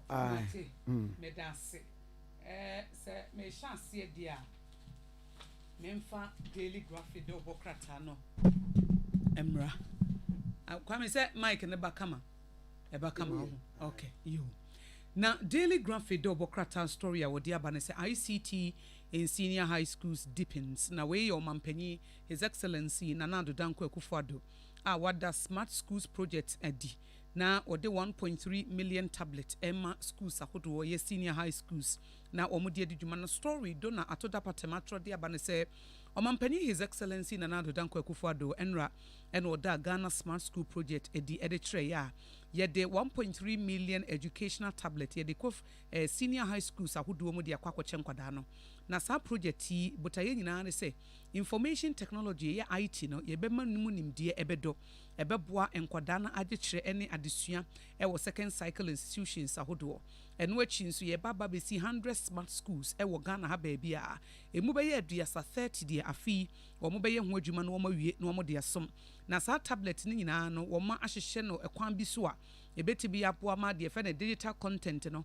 abe for kwantempo internet ye didi dwuma yi wo betimi e de aye research anase mpensempensemu o de kyerade nso a eyeye na wo de suade nso a eye mre eti tertiary level no nso abanse wo de hyehye bi eba se de be ya enkwada wo mu hia tablet anase laptops ahodo no sa enkwada no nso ene wo lectures no wo mu ebenya bi at discounted prices na ese ebete so e de amo wo we nyina eye hyehye ya ahodo a mampanyi eda na di enra na wosi ochemu se project ya mampanyi His Excellency Nana Ado Dankwa Akufo-Addo eda na die eye abanye ne swade hu no pese enwomasua egia na naso na ekonkan na enkwada no se de bra dan ye yenso ye dan ye hote sa bosoma kotre no yetibi hwe ema enwomasua etimi egia na naso de course nyina no ene daily graphic do bokrata no ebo hu dewro na meto nso ewo daily graphic do bokrata no mu stories ahodo a wode aba a wo chichimu ede amaye no emu bako eye finance minister aye Dr. Mohammed Amin Adam na Minister of Finance eye Dr. Mohammed Amin Adam wone custom division wo Ghana Revenue Authority ekoshi GRA na wo de adesedia to omanim se de ye friend no leakages no revenue leakages no wo mo nhwe na wo mo sisi ano nyina ekwan adentia evi say customs ho no yebetimi anya sika bebre de free ho e de abo man no ho bra na tra bi na ntokro bi da ho sika na timi fafa nipa nsantem etimi wurawura ba bi a emma sika na emeduru anase emedru oman no futuom se da bi sika na bedru oman no futuom ntino e na Dr. Adam so obese custom division say wo mo nyine wo mo anya adwuma na leakages bi e wo ba bi a no ntokro bi e de da ba bi a emma sika na twefam e bi a na obi akwaje bribe ha e bi a na sika obi entwe wa ha sa leakages ahodo ni ebesisi san ntokro no ebesisi ni nyina ede plaza betare ni nyina na sika na timi agina na kogu aban futum na aban ede abobra na mum wasabo custom division for abaso setema collection no wo mo yade pageje 95.03% I chese wo mo targeted revenue no wo mo dru ho anesa if say 95.03% there na say almost 100% wo mo yade inti custom division wo mo eyere wo mo ho sa kwan so nti no ene wo sese wo mo nto so nya ne sa se de be ya afi o man de betime nya sika na wo de abobra wo de ato custom division wo Ghana Revenue Authority anim fa sa na motu no se wo mo nyere wo mo ho na leakages ahodo no wo mo nsia no kwan Daily Graphic at effect to do me and San Honua and or dear Basse Governor Emma Bank of Ghana Dr. Ernest Addison Edia Tuja se wabo o manfano ho Basse Central Bank no wo mo gina wo na so a Ghana cedi no ahode ni betimi agina ma ani mo o manfo hu se ebeto abenti ebe depreciate na se na ahode eba be kofom ama cedi na ababa be yemre na emom no de wo kan se bibi ehi ebetimi ama cedi ne support na ahode ebe gina na so be koso abo adwuma no wo mo aye ne sa pepepe eti emma obia ehu emma obia efse de sese wo mu ye bia no wo mo eye serebe ya sidi na ahode no ebekoso asom ye na enkoba se sidi no nyina so no nyina se de yesi epe no no na ebia ye beto abenti no depreciate ye drum pempenso a wutim se sidi na ahode na ato apen wasi enu hoda wo mo de support bia esefata ma Ghana sidi no na sidi na ene matise dollar do 14 fuel no so ko ko papa antina obema ya na obema ya assurance na say omo ejina omo na so no cause you ejina na so ene ya no ne yedeka ne ya no ne yedeka Kwame Nkrumah Senegal for president no 44 years no ese juada no ene onya 44 years na yedi ho enkomo omo say wono na ye the youngest president ewo Africa ne so mo maka nyina ye nkokora ne mrewa ba bebre di ebra no so JJ Rawlings by no 33 me make asem so mo currently because Kwame Nkrumah was 40 young pa Kwame Nkrumah was 47 Obama was 44 okay ni ades me kuma ba na ye komo na ya hwe eno na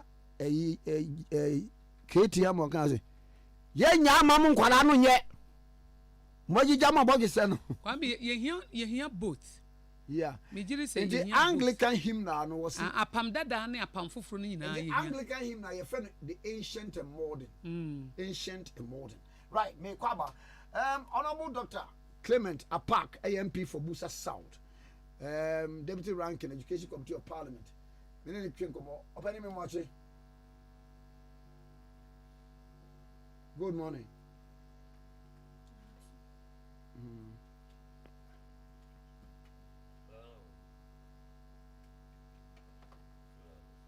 Okay. Mr. Mwara, Minister for Energy, Dr. Matthew Poku Prempe. Matthew Krasi say, when you're running mate, you obey. Mr. Se obey ya wadawroma ade aganafo ehwehwe free okanifo bia nchen se ni temperament ebe wo fom ndi so ono na mode ne bade a momfa na apoku nhye dan mu ntunofo eyede ba asem a PURC for a Bible can say Dum so aba enti electricity company of Ghana for issue timetable no ase ne say enya bibia enwanwa bia de kire ne say yɛbɛhunu sɛ ɛnɛ yɛbɛdum yɛn kanea ɔkyena yɛbɛsɔ ne obiara boaboa ne ho ahunu sɛ ɛnɛ mini kanea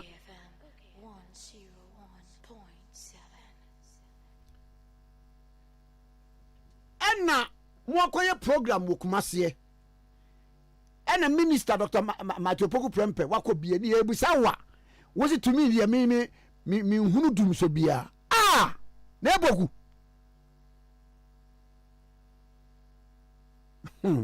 boye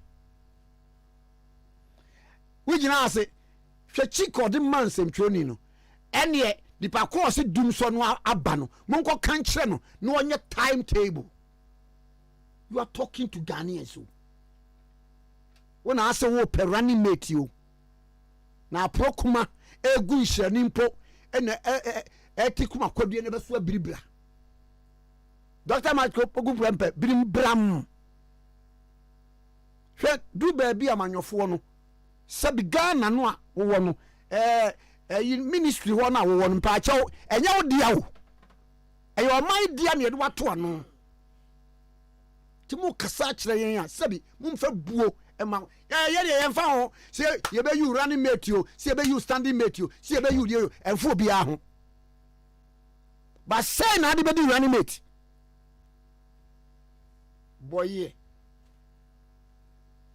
yɛwɔ adeɛ bi wɔ minim sɛ yɛ amokɔ yɛma mo orientation po a nipa de kora bu sa awoɔ no ano minia deɛ aba no ɛyɛ asɛm weni ti na aba ɛnhyɛ da nyɛ dum so enti na yɛnyɛ timelines na so still no a mpanifo kɔ ho asetena na yɛne ɔman ne bɛdi nkɔmmɔ ɛde afa ho ne yɛhu baabi yɛde bɛtoɔ kama ɛnyɛ skul nkwalaa o ɛna na ɔmo kasa o wo ne Ghana fo no yɛkasa mo deɛ yɛdum no a mo wɔ generators mu fie enti Dr. Matthew Poku Prempeh sɛ wo na MPP fo de wo ba hwɛ ɔkasa yie na Ghana no ɛnyɛ mo dia Ghana no ɛnyɛ mo dia sɛ wo na MPP fo ɛsɛ de wo bɛba hwɛ ɔkasa yie afei yɛyɛ no sɛ better 300% better than na mahama hɔ enti ne yɛtu no ne yɛde wo baeɛ enti ne yɛtu no ne yɛde wo baeɛ. You are there to solve problems, not to make to make comparative analysis. Accommodate me, mama aduane ni ase me mu aduane de o ka kire o se de accommodate won kono na papa ba ko no a na kane no hwe won na o makom ne o sinse but still na accommodate me adai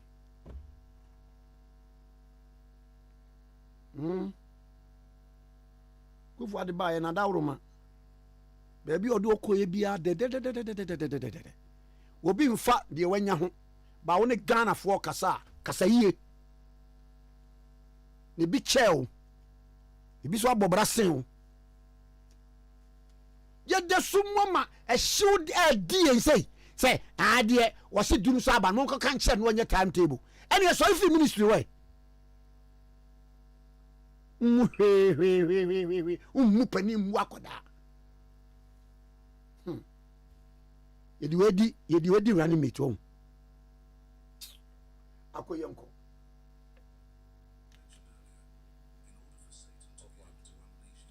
ago yenko yo enti Kwame eno nso e wo hanti daily graphic no stories ahodo a odi aba besom ye efa mpumtuo ene nhyehyɛ ahodo ampanifo so omudi agu akwam ai beboa ma oman no ye sika no betimi agina na so na enkoba se eniema ebeto ape na story bi nso e wo daily graphic page 16 story no ye Benjamin Glover story o dia ba o say Ghana Water Company Limited for the ato manfo nyina anim se ensuo na ye wo no ye mo nsuo no ho ban eni kwan se ye nsuo no basa na afi World Water Day ekoso ena wo de sanche mu no ebae na United Nations ahyehyɛ saa ɛfɛn de ato hɔ sɛ yɛmfa ɛnyɛ adwuma na yɛmfa mmoa enti ebere bia obi bia wotu anamon sɛ nsuo na wode yɛ adwuma na menye nsuo ne basa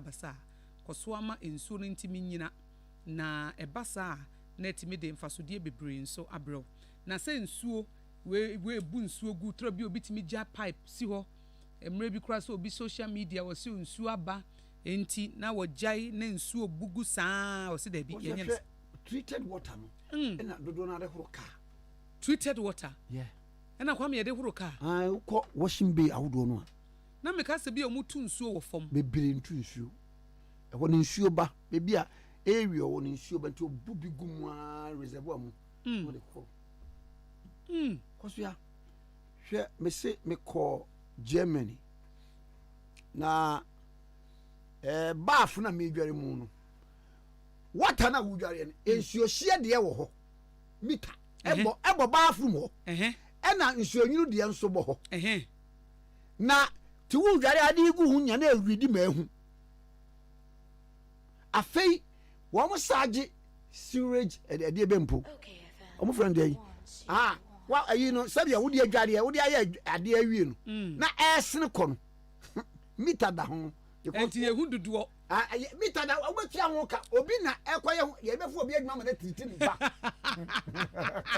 enti Kwame okra wo di nsuo dware a wo yɛ careful because wo nim sɛ ye measure thank you ya ha ye bugu ye ho bebree no na bi hyiegu obi dware otimi gya pipe no wɔ on na pipe no bugu saa na ni age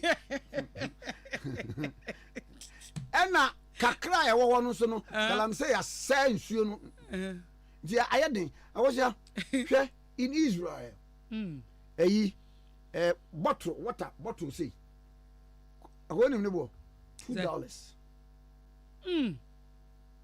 ntu ye de nsuo basa ntu wo num nsuo na wo di nyansa to ho because wo nim sɛ sa wo de $2 wo de buy say 20 cedis mo ai na de beto one bottle na Kwame ye to 10 cedis kura na yesu ai ti me num nsuo sɛ me num 5 a day ɛyɛ $10 na me de kese me de be 130 cedis anum nsuo aduane mai Kwame wa ba asem so Ghana Water Company say yen conserve nsuo ye krom de Kwame yen hwe nsuo yi na nse kura de ye first no wonam a wo hu na pipe bi apai Kwame na nse de asem eswate kakra wo se na pipe papai nsuo no bebu agu aba na awotwe mienu na okay mamika guy bi minu no na oye plumber akosia wonim sa de anu oye e de abehia no a oni sika to aduane die no no asori anadwo be tu bubububu nkrofo pipe saa wapapai no enti opai ni wi anu abeda enti wada wa se mo ba be frɛ no nti bo frɛ no a adam se ansori be ye pipe na pa ye so anopa ma no be na da wa mo che no akoni ndo me pipe nyi on the pipe no kra ye ma ne ye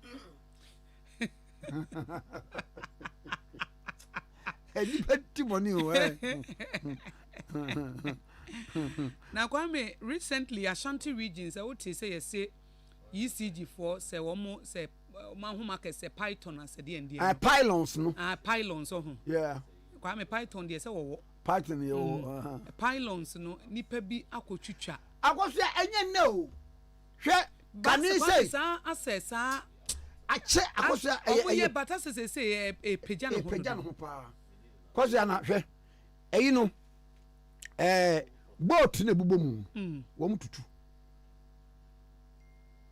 ena won ade na pokwasi interchange de na omde je ho no pokwasi interchange de je ho no de se na ye kai so mu kotutu bia akosia fe de aduro nie mita na bubo abonten no enkofu otutu prepaid de no o mututu ko Kwame say ano aye din dudu o recently Ashanti region na almost 1/3 off esumugu from na me a affect ye edo su bebre Kwame na omu twitwa omu koton ma henfo akosia just o koton se scraps that year ama henfo o mom ton scraps no ay alomi ene Kwame say mama yen sha alomi eno de ye da de sen no ne ade no Kwame areas no boys na eni adwuma ye no mama yen satin tete vigilantes ye te say the first na ye no a vigilantes no nanka we den ke ma police fo ntete wo maduru anadwo na be 10 na ebi o mo nam ho an wo mo hwehwe oh baby a transform mo chi obi anu apuru ni diem ansa na modna ko mutu baby a nkrofo bi etwetwetwa yi no a na ma so ne pan achi ayam no Kwame mama yen santete who say vigilante groups na ye but nipa bonifo bi wura mu ena ma ne say ye but ye beti vigilante group unu ni twi pa ni twi ye de aboabofo vigilante group vigilante aboabofo adentia ye twi mi ne ka aboabofo a wo mo na wen kuro aboabofo enti se oba aboabo number 1 aboabo number 2 na omo ye group of settlers na omo bokuro no ho ba bo nti na fa na aboabo it is all to say odi anka krom achima aboabo a wo mo ye mema wo mo ne ye den ana vigilante wo mo bokuro ho ba Kwame yensan ne yema we den ka yema police fo ntete wo mo area boys bebre ne nam ho wo mo ne adwuma ye Kwame se ye pa wo mo na musumi bi e ebura den bi na obi atuatua 10 cities ne edi tu wo mo ka no mo boy hye ye transformers ne ade ma ya sanka ye bebre no kura nso no boys na na wi ntu di adwuma nse ne sa wo nwia want to say wo mo na wi nti fashion nsa ne pa bibi ma no o nwia so man adwuma ye nti ese wo nwia se media show ko wia she ago go from Kwame obetimi abeton trouser bi ama o Isaac we trouser we dey one be fata o say na de be ma wo dey fa na wo dey money wi a wa ton ma wi no edi be 30 minutes no abase se wo share correct pa ba wo sha mo wani nye din obi di ayira esede me ton ma we ba nye no a wo sha mo wani nye din anye obi ba do ro na ta yeso ye shawe ni ago me ko ba se why kwa what you am na wie no what you am na wie o twa ne ho ba masava o se o share collect pa ba o sha mo wani nye din atade ye de ne ye din na ehye because obi di ayira ba ne de no kro ante se wi ba ne se obeka se ne de wa hwe ano de ne ye din be jo so ma wani nye din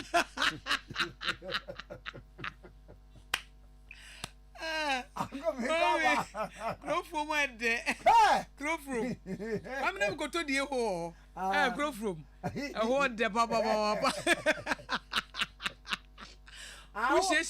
Ushesi o mu say ya na odi Aisha mu ni bi na me di bi pa na Jonathan Sans Jonathan Sans na mobile filling station Jonathan Sans kra me si so for boy bi na ne gye me ho a na o se o mesro won hia me o Jonathan Sans na me se ma me na wo na me se sa na me se ho prema fo net na ho so da bi me twen wo Jonathan Sans ba me manko wa manko na me suro ai wo cho he ka mu kwa na akwa so ye veg akomi kwa ai kamera Yewra Hossein Adoye director for special duties movement for change afafanto you are lanchematen ni movement no na memo aje bra mejo souvenir na boko on kwa no atrakumati o eso na me wo aswanse h line so kwa na ba presby ebeneza presby ai also me betena C5 o baby e pan no That's right. Hey, any kobo de what twi bi pa o Sakasaka Park. Easy. That is me wo aswatin so no. Ebia na yasuma me tech. Ye ma me ro fa na me dia shembotum. No de gare sa. As ma wo ma so asiwo no makofa. Ya kwa ko rasa waba.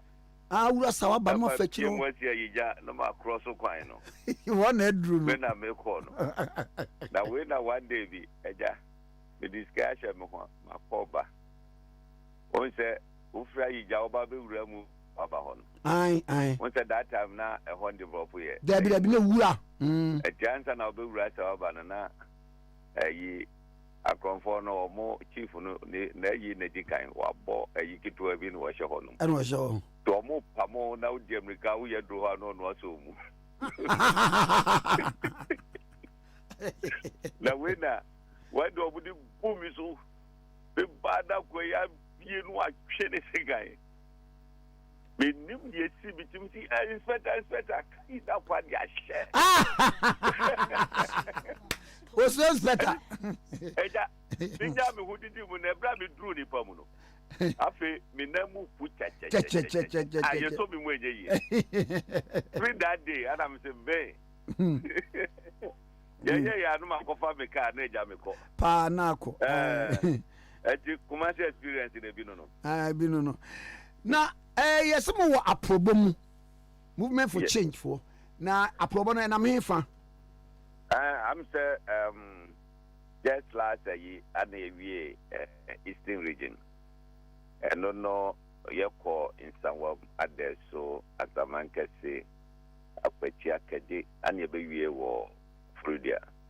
In fact, ye drew ko Frudia ye shot ye na deja yanko ponton so guzo enti amayanti mi anwie ko Frudia ejanum fact ye shot ye fair share dum honman na jezen so to ya ne wo mo edidi nkomo kaka e wo honum na fiasa green light aka huna nkofo ehesum na kese alla we dey bomb paye so ba beji yen na nkania dundum we dey say afono yen eni ade eti yetimi the eastern region so awie na say ye hwe se yankopon ya adumwa just after the Easter no say weekend and the Easter eti ye wie Easter na the following week no na ye de ani so akire another region ye kwa say ye betimi awie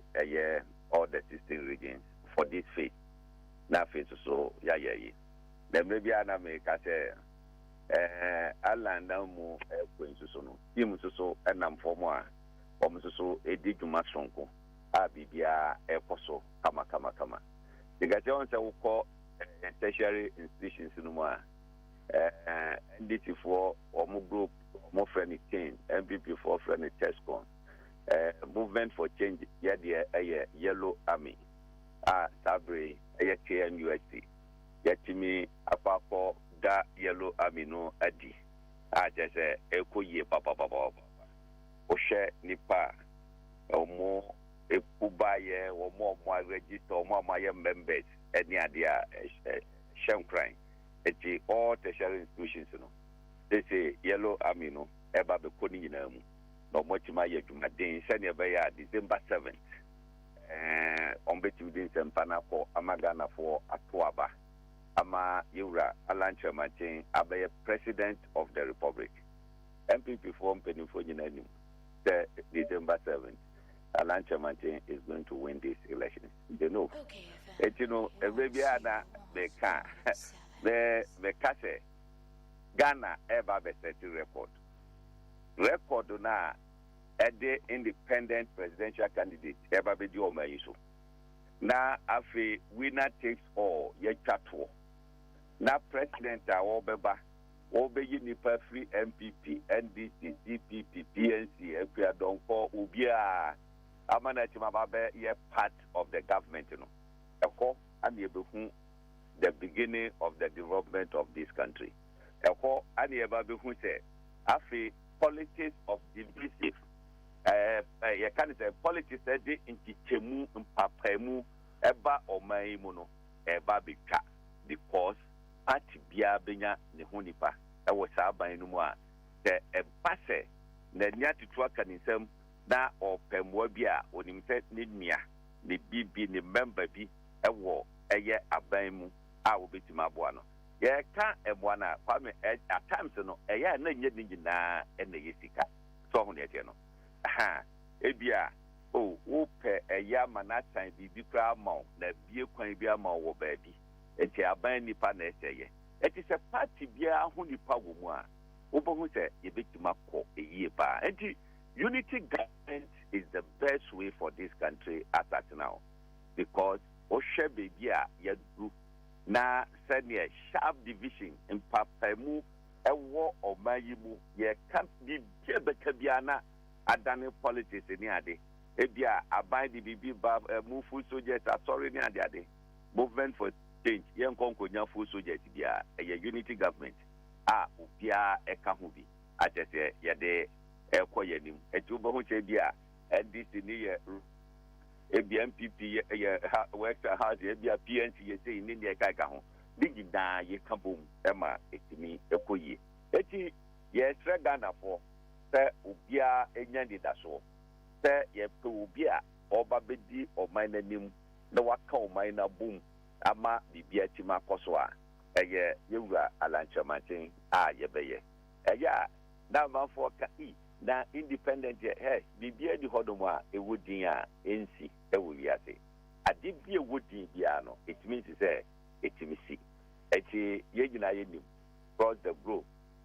ye wo several places are independent candidate ababe president na ohwe omomodembo as independent na president na Angiosin ye Ghana are we ripe say your electoral dynamics no ebetimi ama independent candidate abe president uhwe mo kwa pobu amu adenti ana yenye ye only say ye share fourth republic atino na akwa ye say ye party that two dominant parties no ana na we anya 16 years we anya 16 years inti ana manfo ehunisa na 16 years no ye mita ehun say aboa Ghana na oyonko ebaye wasisi edan agu baabi ofro baye wasi o program wo ho enti enye edan no gu ho no ma epro so ne de no edan no gu ho epro da ufa ne se wo di asisa kaya yefo wo krom ha nyina akwa guda no mu se ye de achebo mundam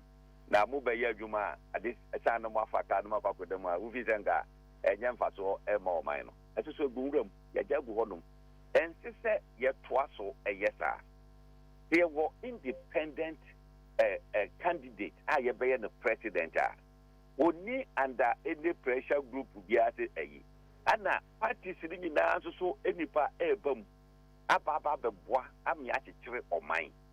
Amba bibia etibaiden etima kosuye eti the baby ana make say abana ye to no. Enye party ye to abama individual. Because presidential candidate, or no, and you didn't picture a pacobo, or no, and na eye bibia. And inti, and a bibi because of brother say, party in the car, president in the pan over ye. So on it, eti a individual, young individuals now, or more corner. Why, and or no quaffo. Why, and they did 2 missions are obey to me, and Tinucre at the amount mine. Why, and the cassette, memao. Fita on konkomo tuntum wadi fita na ebemao eti hwe nipa no bisu ede de pan na wo de ato ede ama edinti ana electoral commission bia yina so mo file a yen kase party fa wo symbol ne wa yibra yese candidate no ada de ne picture eyeden eko only say you are contesting on the ticket of the party, but what candidate in the air to Abama?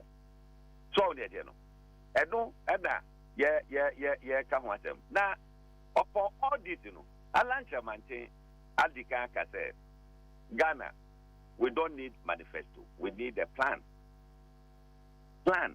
It's a thing, and that Yadi Magana so according. Then, what the miracle Casal who said, or Masha area Alanchamate the plan Obabo. Oh, Alanchamate Oba, obey a Freeport entry. And then when Miracle Gaza was there, won't you mean candy street? Anna, then you took for I don't know, then you never for I don't know. Won't you mean Brano? Won't you Mokai Hono? Won't you mean we are a plan? Alanchamantia Katuja was so bad, obey a Freeport enclave. A year Alanchamanti, the plan. ɔno no ɔde ba bɛboa ama Ghana yɛsi kasɛm akɔ n'anim ɛne deɛ ɛka keka ho eti ano ne deɛ mo mfa ɔmo ayi ma hɔ koraa ɛnyɛ saa yɛne ɔmo bɛtwe ne dendendendendende tɛ wɔsɛ ɛyi Dr. Bawumia sɛ ɔbɛma tax amnesty ɛnyɛ saa ɛkyɛ sɛ sɛ wo business wo de ka from 19 to oboe koraa no a ɔn de ɔnya ba pa a yɛbɛtwa ne nyinaa mu ne astate on a clean sheet wow ɔkae me da fam mesere saa look Ghana yɛatra saa stage no 1992 96 2000 2004 campaign ane yɛyɛ up to 2008 no ɛyɛ twa mu hɔ say baby a yɛduru no yɛ elections ne yɛ biribia no ɛba bɛyɛ so sophisticated say you cannot deceive the ordinary voter which me because mmerɛ bi a na meka biribi sɛ candidates a ɛkɔ nyinaa no obiara bɛtumi aka sɛ meba a mɛyɛ sei but Dr. Bawumia wontumi nka sɛ meba da because ɔkasa sɛ Ghanafoɔ mu ho sɛ ɛyɛ atoro no wɔdi ofiri fa na ɛba ade no wohyɛm wotim dwumadie nyinaa si wo na so tax ho nhyehyɛeɛ biribiaa chairman of economic management team esi wo na so that time bɛn biom na wobɛba sɛ Ghanafoɔ are ready sɛ ɔmo bɛpa mo wo so sɛ woba me ɛberɛ biaa na meka sɛ Ghanafoɔ momma for once yɛmfa yɛ nansi fam na penny bi oba be di oma isu bia no o taking Ghana serious because yenye sad didn't know obi a take it for granted so on eje no yemma mu enhu se Ghana ye serious country tax amnesty when you vice president you as presidential candidate who person will win the elections the sitting president and person mobile Luswako opposition. So what do you do? Mr. President, ayi kakra ya ka edimu die. Yemba tax amnesty. Yanchi Parliament na be kwa yemfa nko dafi obi a wode eka ewo word ayi bia ya twadi nyina gu ye sha tia fresh dabri. Manfo hu say asam na wo ka no eye do kre. Now de to abama mi wie. Wo so na oti adi so anhyehyɛ yira wo na wo ye. What do you mean that Ghana for? No. What do you mean that Ghana for? The vice president today, and we candidate, and we obey Freeport and Silver, and obey and the Aquacotuaba. One can get the Ancotua by we, and so about the year. So many, you know. Let's be there. Me, Ghana did dear would hear me. Say, as someone.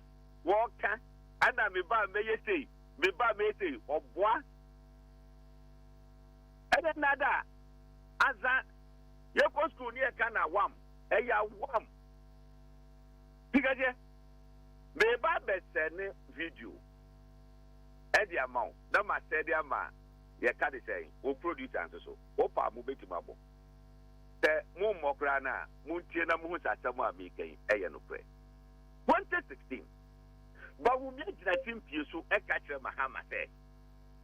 Now, when you're vice president, you were chairman of economic management team. I will take you over. And you are presiding over the economy for 8 years.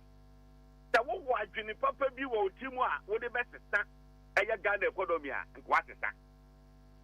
And what is the economy? No? So you don't think that, oh, Baba, your president, as a. It's a general team now. One team man finds the economy, and this is Ghana for a mouth at the chance. And a Ghana put here or Mama Jo Mahama chance. What's what I bet I say? I presided over the economy for 8 years. Good years. Made rules with you. What's the word here? Who were new fishing? Who were new plan? It's Ghana for mouth, and how they start new fishing. Does it make sense? Does it make sense? Nipa na wo catch na wo yonko say wono this should be a day with him one team and fan change the fortunes of the economy and the 8 years no undi that was about pray for another term. Only fine. When you say I be president for 4 years, what presided over the economy for 8 years? Bet me be on Facebook or my upload that so that now your Muhammad needs authority to for another chance. Then what authority that do you have to say go there? Here another chance to bring a new vision. We need new vision here, or what? Say don't never can I say what a body here. Well, we I do not want what they are yet. Yes, it's all yet. The dear you are, open to me, Ayama Ghana view. Let's see, Ghana for 2024 7 December. A change of government. As you see, this new president, Eba Omayimu, Robert Ade. So, Prache, Roma, Edina. So, it's what check Roma, Edina. Yes, from 1992. Party be bar 8 years, no call, way bar 8 years, no call. As he said, I don't know. After all, John Mahama, every year president, would be one term. So, you did your campaign, yes, no, and this take it to Suna Ujana, when you 2 terms at Mukofi and Koda. Ghana for Ebo Mukofi, Ebo Kodai. At the Ghana way, Mamu Mia say, you know, Mamu Mia said Israel, as ordained, Omukoko, yeah. Bobu call your candidate money no more over 400 a year, your candidate years ago. My yes, sir. The boom, Yamma, yes, she said, now you will be about with the 8 years, no more patrician. And your Juma,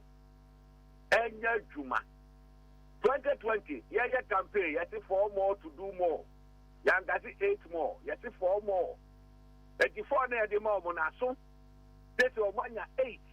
I'm going to go they say, they did papa, and I say, you will never do one after all, Kwame, you beg to say, oh, Abia, me bar, young funny say, they see airport cashier, I don't know, dear, I don't know a bit too much.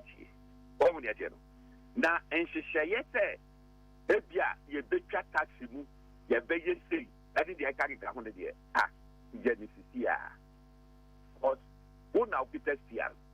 The economic management team, Eshawasi, Wona, who control a bad tax to which is a year, with some and the NAM, will be a concerning the economy, Wona Mafana, okay, and San, a year cabinet. I'm a cabinet, so as you see there. But do cabinet, as I said, when Eshawasi, you are going to drive that decision. That's what I'm here. Say, why not I don't know, Padia, and you're going to who say, another be unworthy that dying. As you said, will be a cheat. One would say, what more you say, my members, who suicide Nanka, a month for a question, a month for you say, or Bob betray you live you. I would want to tell you, say, any idea will be to make them. Now, what? No, just a gun of with him, or Bob betray you live you, don't with the America. But what would him? They know. And now you'll be to make them. The judge is not about that Ghana for. What do you mean that Ghana for that? So, you know, Obia, what you're honest person. He said, Alan, for the chairman saying, John, a candidate. One more, a young moment, they say, to me, a beshaninsa. Ama, what you may after all, for that like chairman say, or bar, a dream look at that, he said, and obey to me, up.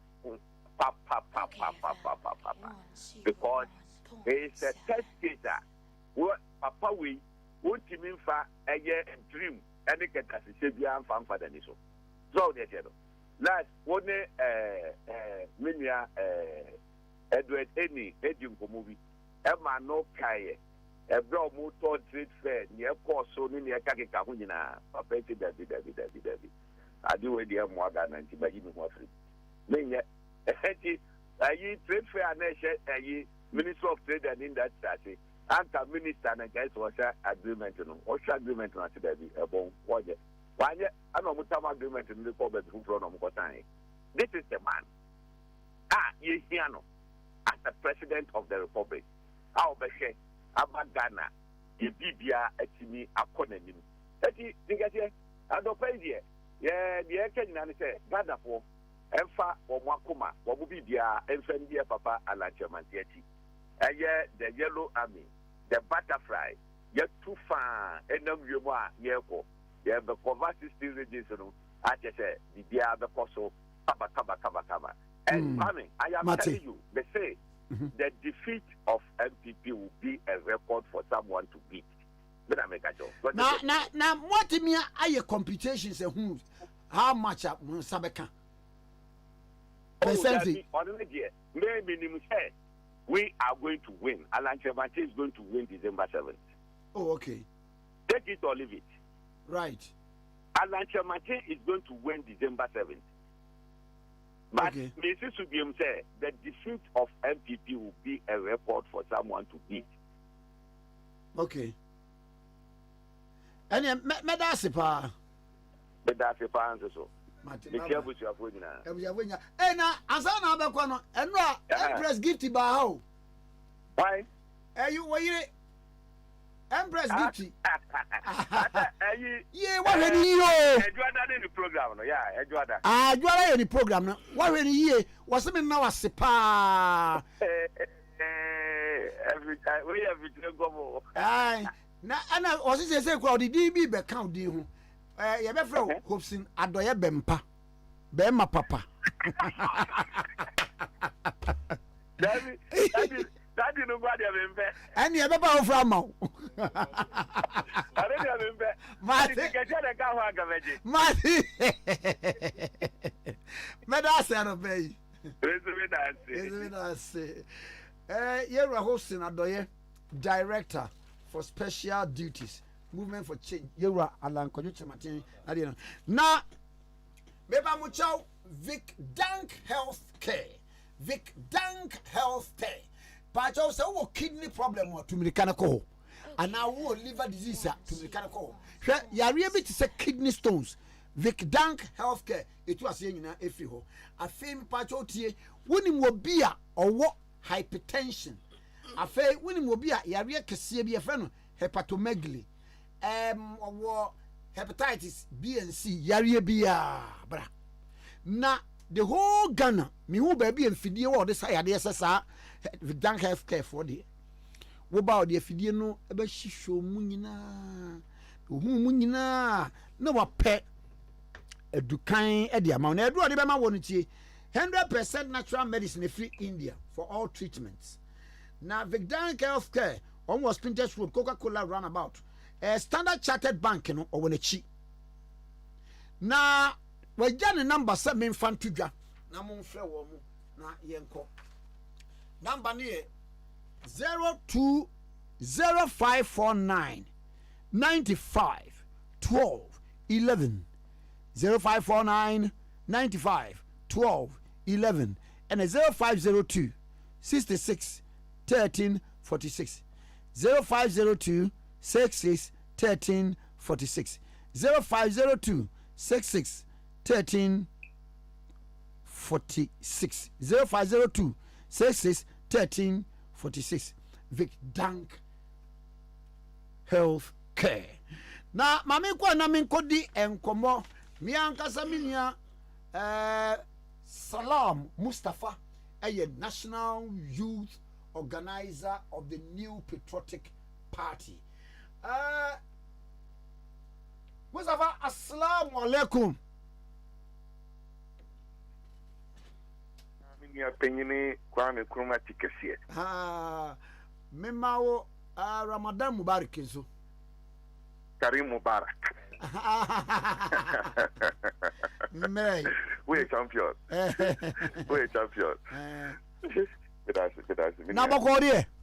Ya me adom bako. Apomodi ho nkwan ho.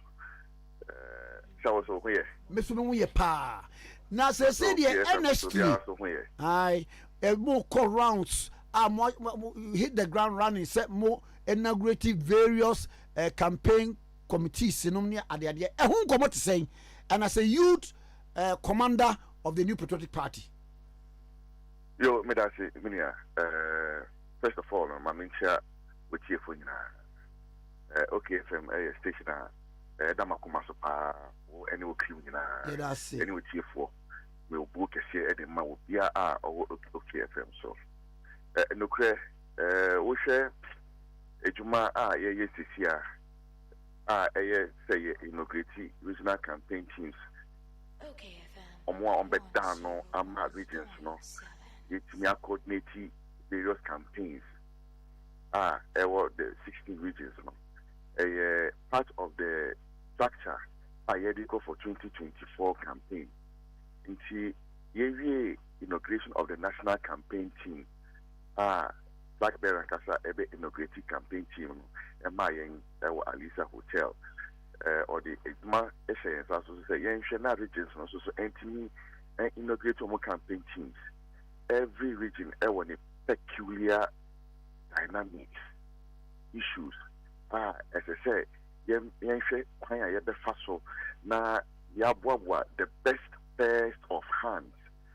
Ye the campaign regional campaign show musa on make deliver in yes the panel no.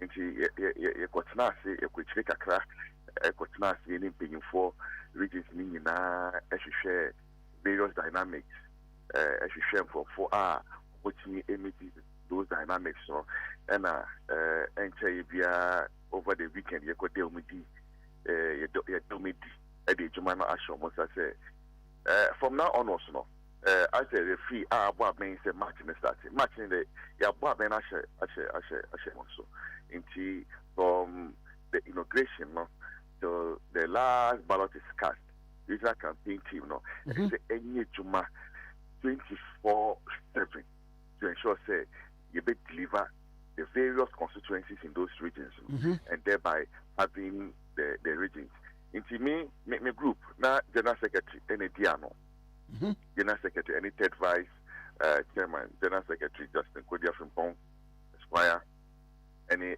third vice national chairman, Masahudu, and I'm the greater Accra share Central Regional share Western Regional share any Western North. We share cluster of regions. I'm the share say you notice that they are the swing regions of Ghana. What does your they are the swing regions of Ghana, central region like this, a swing region, Greater Accra, a swing, any stronghold of Western region, any a new region, Western North. Into it was a certain deliberate choice. General Secretary make you say these particular regions, yen fana yen timi and police one, na yen share thing a place.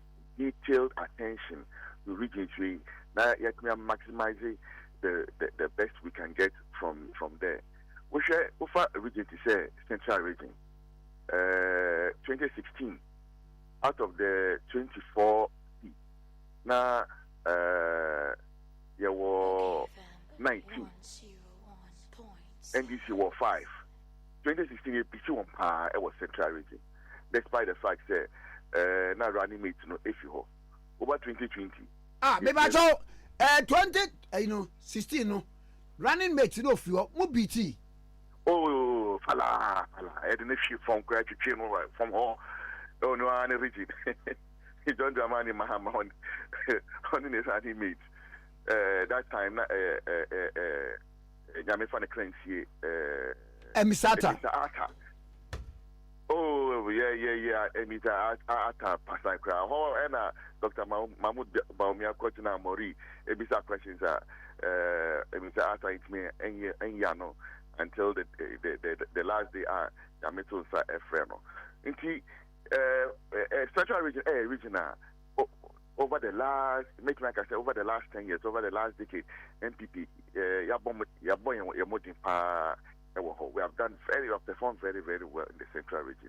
Last election in 2020, Nyama Bakume Nubi Etonsin Katra, and Maye Lusu made 10 seats in the central region.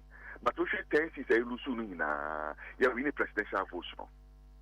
You're winning presidential votes. It's say naturally the central region swings towards the NPP.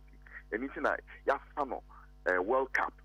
say you be jumating na sit I lose you na you are taking your time I research and when you I lose those seats no and quite a fast na you correct one into your gusu juma to get those seats back.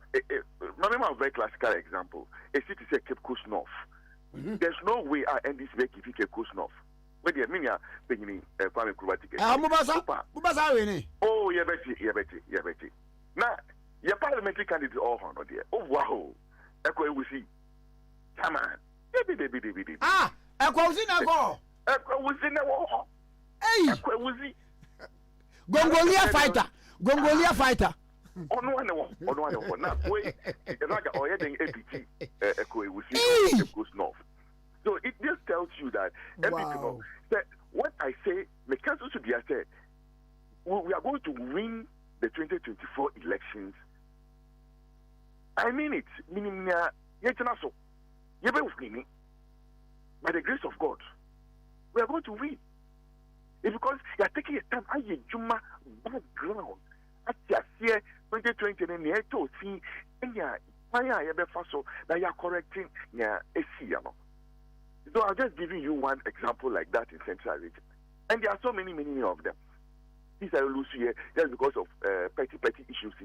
I take time. We share speech, General Secretary MIA, attending, speech I mentioned MIA. I have told party people every now and then, say, MPP and a party as soon as those who are working. Into your club, your home boma. NDC ain't mean BTN. And I say this all the time because with the data and data don't exchange. And I mean in America, they also change NDC. Over the whole of voter region, the weird trend analysis. Voter region in any election doesn't add more than 6% of votes to the NDC. They don't. But over Ashanti region, in an election year, we are able to jump about 10, 15, 20% votes, depending on the Juma. In the last election, you have 72%. We say you bring 80% of votes in Ashanti region. So it tells you that there are also various regions numbers now. MPP, your doors will say NDC. Meaning, Mama Chua and Kosi so. Over President Kufuor, winning 2000 election, or winning by 56%. And I mean, what? 56%. Yes. 2004, the second round, and Oba from to 54%.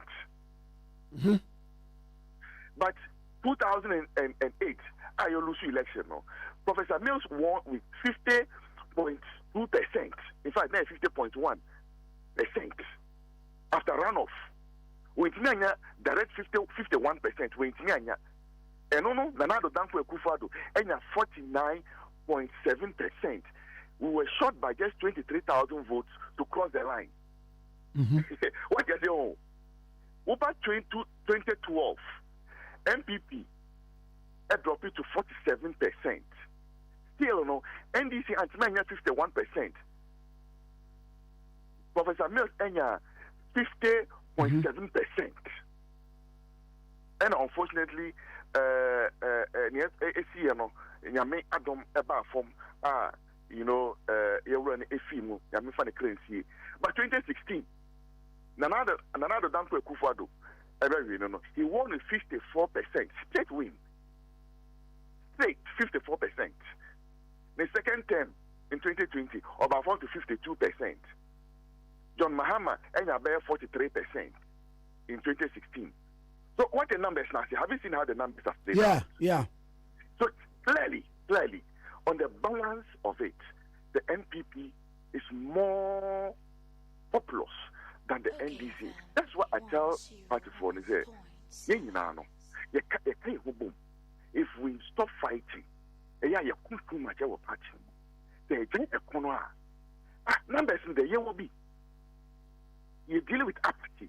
Young for our expectations be our still enyam bemu. Then you know Becasa. Now ya momo and shimu. say inshallah under the presidency of Dr. Mahmoud Bawumia ebeye omo nyina be ba be kamu na ye adwuma na ya nyina apia koto abano, then the MPP is secured. Na mai angi salam. He says John Dramani Mahama so obontoa na ntoa no mu no campaign wo ye no ba ko the 24-hour economy.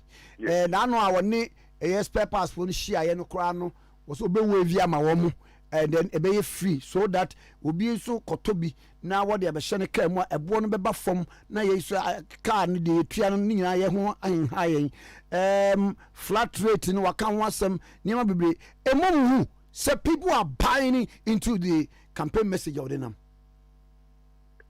Flat rate policy, your policy, you know the buyer. I go obey them origins of you. Oh, on my way.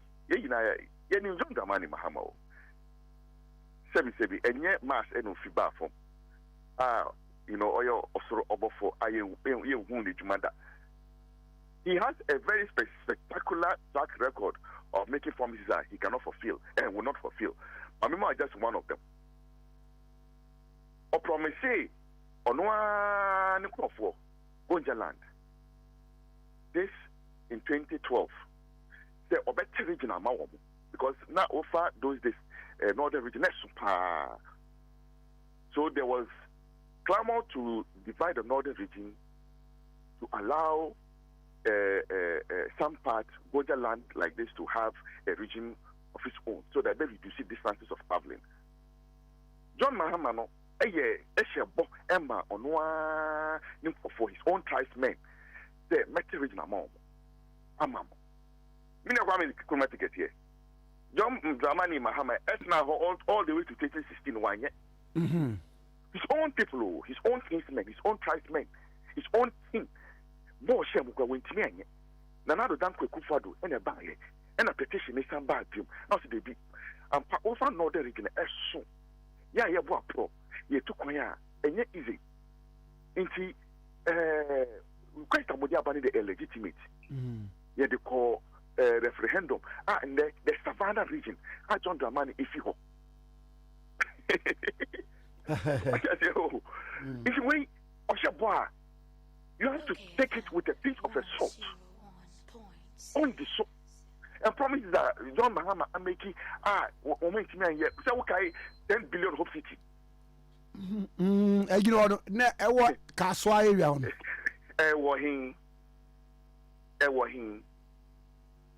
maybe it's here and a Yoko commission. Commission.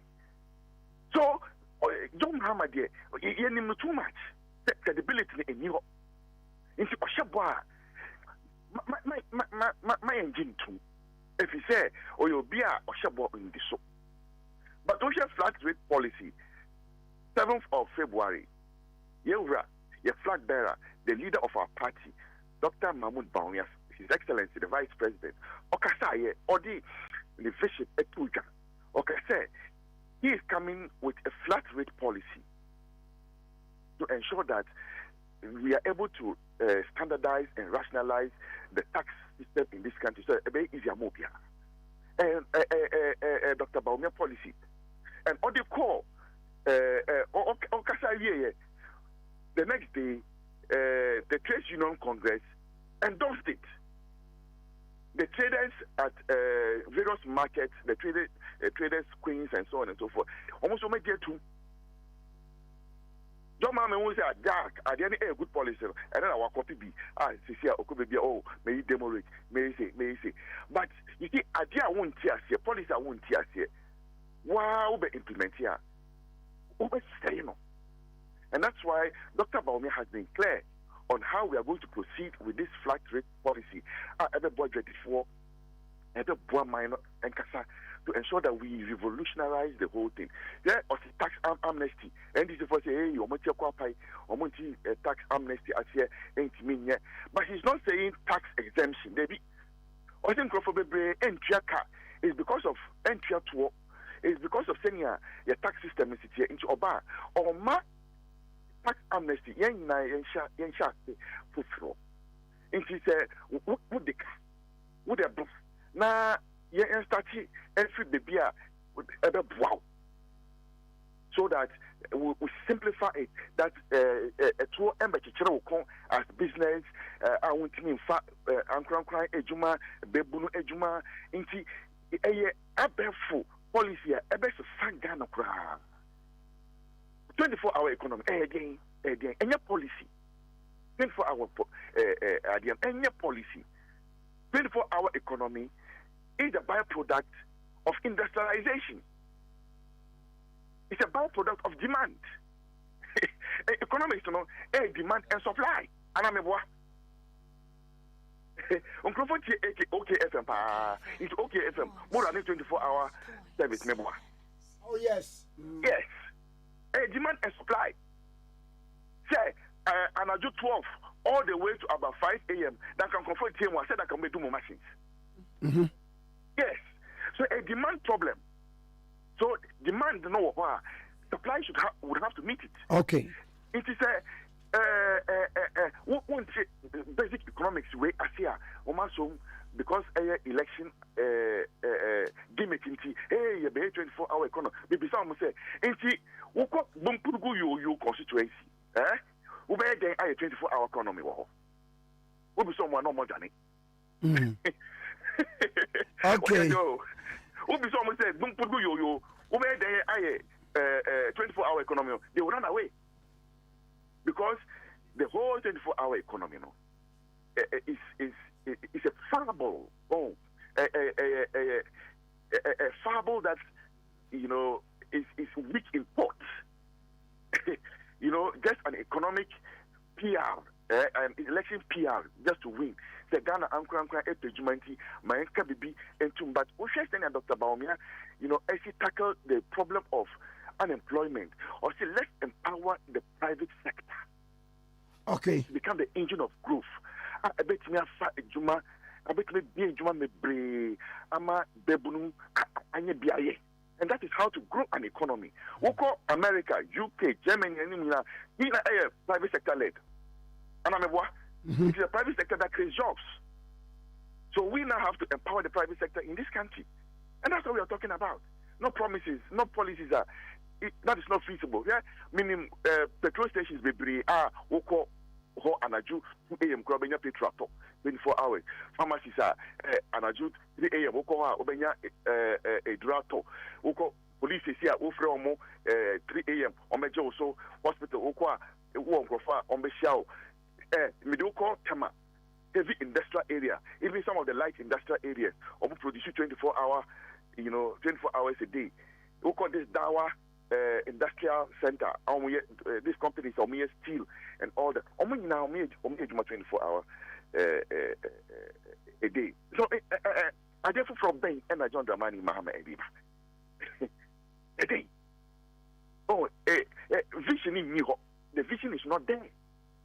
And we maybe cut to, but so what say John Mahama? You know for a long time. Or Cassette will say energy anymore. He's tired. And you can see it visible. Say he doesn't speak with passion. So I am the same Papa we idea of praying or the yeti. Okay. Now wait me in almost 5 years. I mean Eddie Ghana share one when something in 5 years. Ube then in 3 years you effectively get to govern. How do you make an impact in 3 years? And this is the question. Maybe to Ghana for him. So on the 7th of December, you appear to a bar. Yan drink a bar your control. No so ye trauma when ya for what effect? Leadership is cause and effect. They man penini of one minor and the young tuma Dr. Mahmoud Baumia, as we said, or no and our vision. And the beer you drew, you hear man penina or Jenny mine onin senior problems bar or best solve. And the vice president has proven to be a problem solver. He's proven to be a thinker. Now, you are Sergeant Lee there. Me I say. Sergeant Lee there. Hey. Sergeant Lee Jack. Mo kwa ye no anu so abeka se ja Toronto. Honestly, Jack Toronto. Yes, yeah, man, Sergeant Lee. Me da se alobei. Me Yewra Salam Mustafa, a national youth organizer of the New Patriotic Party. Na yene no abo enkomo na yenkwa ina fei elia no na yene Dr. Clement Apak na ahoma no enim waye de pese yene no etwetwe enkomo na yenkwa ina fei yene no so etwetwe enkomo. Honorable Dr. Clement Apak, a MP for Busa South, Deputy Ranking Education Committee of Parliament. Honorable Mwache. Wa mejo so mechia wono apamfo no wetiefo nyina. A tiefo nyina jo so na enra mampani abedi akire Education Ministry ni na pamfo o makoya de fefe we one student one laptop. Edi aba ba ya mesengu say a park no na wa chiro krata de ava. My not na mokrata ndie ne wom. Yo mini ameda ase. Anza na mesha ase no ma menchia wetiefo na menchia the flag bearer and in the running meet. John and Jane. The view will be a mission. And we say, Umania Bedin Dindia, one mobile pro. Now, one more than a crano air to Ghana for him. Now, Yamia Duma, the Jack Toronto, and in New Kitwa, chief driver, and in a driver meet. Maybe I'm at the Ghana, Akusino. Now, Yaji Ghana, ABC. The match on one dear. Na Mamenka dear NDC minority. Yakafa one student, one tablet program and answer policy. Jack Toronto, Nini Nyakitwa, any Minister for Education. And no more launch here. Many are no question ever coupe. Sir, your boy pro say you can't get there. Actually, Ghana for now. You think him a good crack on why your friend manifesto. And you know, so you are 2020 manifesto. Yes, we can say, in Kanyamia, Yatum, MABD mine as well. We will provide free tablets with educational content for teachers and students to enhance teaching and learning. Kwame, I was page 70, NDC 2020 Manifesto, under education, 7.2. It is listed as item K. Now, OSHA NDP Council Manifesto 2020, page 57, under education, promises what we have done so far and what we will be doing now. Promise number 123.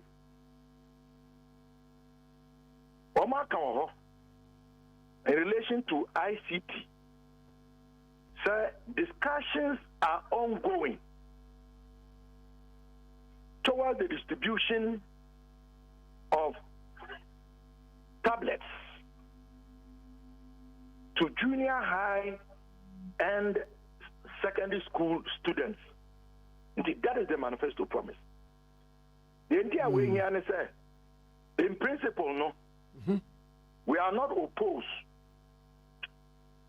to such a policy.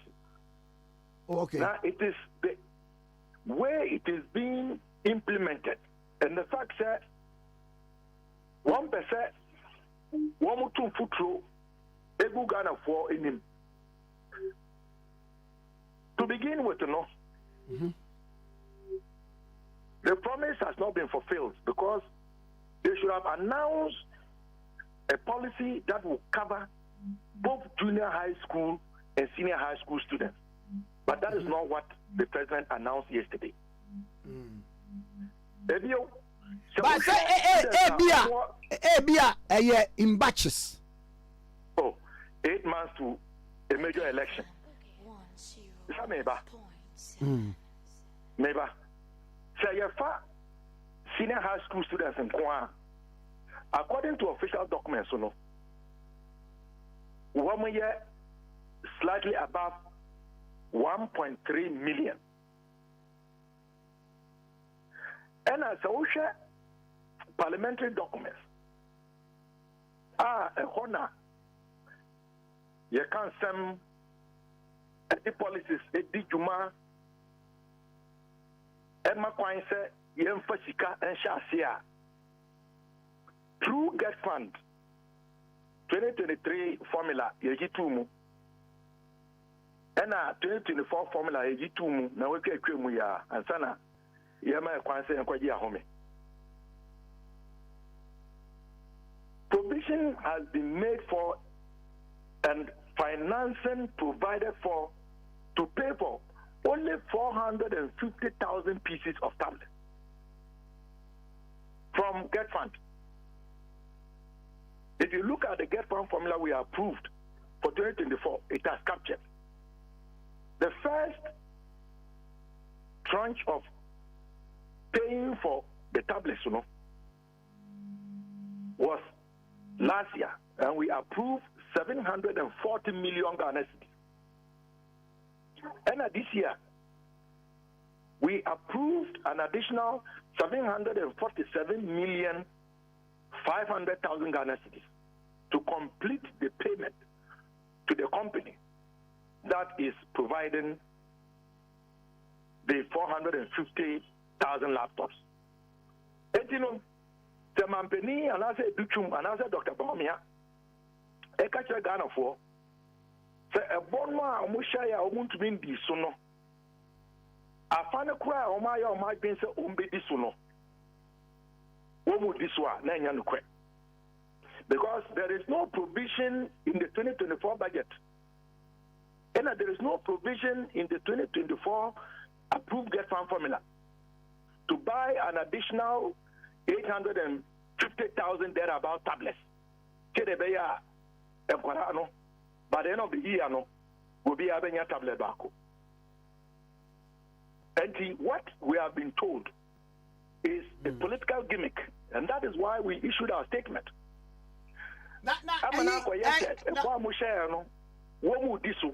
Okay.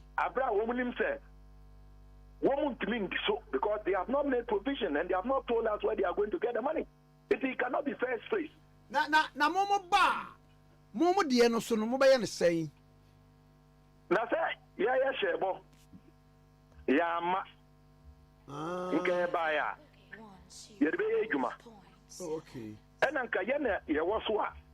Quite honestly, given the conditions that we are facing in the educational sector, now I mean, we can say, our teacher for aqua strike.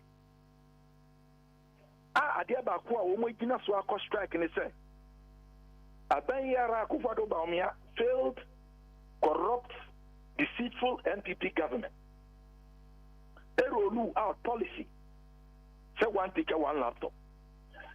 And umponu na enye aban na efa kan nyina. Teacher for eketria. Wama tete. And so now me no kese ya kodu mfie miense mfie nan ni. Teacher for ni bi enya laptop no. And say eno ka ho a. And now me no kese pre-tertiary sector, educational sector teachers, they are on strike. So what we are trying to say is that the government is not being sincere and honest with Ghanaians. But the yana opese oye bibi na akoya se waya dia mayembo nsemano. Debbie, we cannot clap for this government. Okay. We cannot applaud this government. For even effort away. Korana, one more school no. Kwame, just let me finish this point. Which schools are going to be selected to benefit from the so-called quote-unquote first phase? And you won't money. The criteria of selecting those schools. Okay. Yebisa Prime Minister, all of this at committee level, I asked him, they should ask him that apart. I said I asked him that question.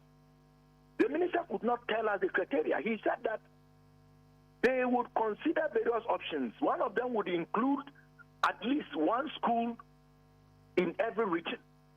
When we asked for a policy document, policy direction at plenary, our leader, Dr.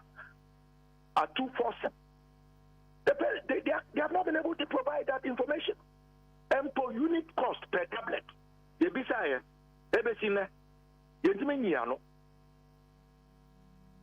and these are legitimate issues for transparency and accountability.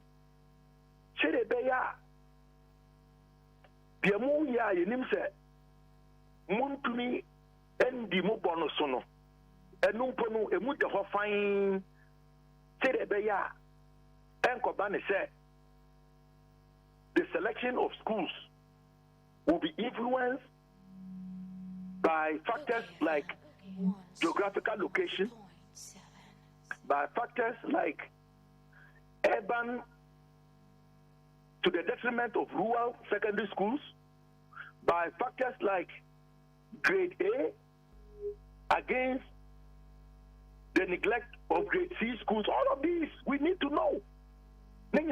Okay. Right. And these are some of the reasons why we are raising the concerns that we are raising, and we have warned them. We are going to monitor. If they decide to let partisan political considerations influence the selection of schools, Kwame, Mate, any Mamma was na afei yemfensia bibia afei na aba yebesa to am komo no so. Kwame, I know I check on manifesto. Mate pa me check. Page 57. Promise number 1, 2, 3. Mate. They said they will distribute tablets to junior high school and secondary school students. Okay. Yes, that was a promise. So we should be talking about procuring in excess of 2.4 million tablets, not 450,000 tablets. Okay. I mean, I was saying no pay. That's what I said. Honorable Dr. Clement Park, and then actually common ranking, deputy ranking, education committee of parliament, MP for Busa South. You know, actually, come Pacho, Sa tomato paste, we copebi, Lavon's tomato mix, and a Hondi tomato mix. Would they eat gravy? Would they eat a stew? Would they eat wine soup? Would they be a new show the and I don't want to hear your love more, dear Moody. Would they eat your love more? I expect. Welcome. Now, Lavon's tomato mix in on the tomato mix, you know. What be our restaurant? One more matron for housewives will be on web and you should be. And ne board that form and no so de say what they are credibia by promotion your friend Lavons and a Hondi bejewu dear promotion now a year of great expectations it one more manufacturers are 1 year Lavons any Hondi tomato mix, you know. Happy Sunshine Company Limited, you know. One more the promotion number promotion in an say to Lavons 10 kg and now 2.2 kg and now Hondi 2.2 kg. Make sure say lead no any meas one the BS one won't turn because unique 8-digit code be also. Sa code no 8 code no dial star 380 star 25 hash star 380 star 25 hash. What chance of winning airtime, TV set, and mobile phones. To become market be a supermarket be a bear what do there. If a Lavon's tomato mix and a Hondi tomato mix. Na if I were a cradia, your friends have a do their promotion and so na 80 wow. Now you can say Lavon's tomato mix was a love day inside. Hondi tomato mix was a love day inside. Okay, 101.7. So now yango Nana Jemfi Edwabo. Me say mabuni na oye CEO Emma Sendlos. Ye de no edwetwe enkomo. Nana Jemfi Edwabo me moche. Ya minia me ma unso ache. Na boko die. Yo, Boko, Yame Ade Akye. That's it, bro. Ami. Na sanglos for. Madam Maminu Fin Komoyasia, more a handful. Yo, any kind of the entire emu edene ebe free Ministry of Education and Women here asue edia ma asantemai ra o tikoko so na enchia enso akwa ma woni wetiefu nyina se ne mama ye presi ne montwetwe enkomo a etisei na midin ede na Jemfie Dwabo the executive director Emma Sendlos ni Center for National Distance Learning and Open Schooling. Na jumedia abawa pa me se minni me asefo HSA yemfa be funtin temfidi abaso ewura education mu se be ya be improve teaching and learning and it is all sha classroom break and mortar talk and choker. Me jumani se me de abe funtin temfidi be ko na enhance the teacher for any students no eye wo classroom no jumedia bitino no. I see. Papa na enra mampani na Adam Kwakufuado na bedi ekire His Excellency Dr. Alhaji Mahmoud Baumia and Education Minister Osiade yo Dr. Oseya Educhum. Muko lunch dwumadie one student one laptop. Ye kasa policy no a de ben. Yo, that's biom. Enra dwumadie course so ye dwumadie first be a course so ewo Accra Conference Center. Na sitia ne se Nana Adodankwa Akufo-Addo ne na bedi ekire Dr. Mahamudu Baumia, any education minister, the erudite of education, the transformational leader when it comes to education. Omupao ejumedie bi hu entoma na chese ye de abe funtin temfidie no a ye free bibi tablet ebe masuku nkola bia amomotimi di esua de.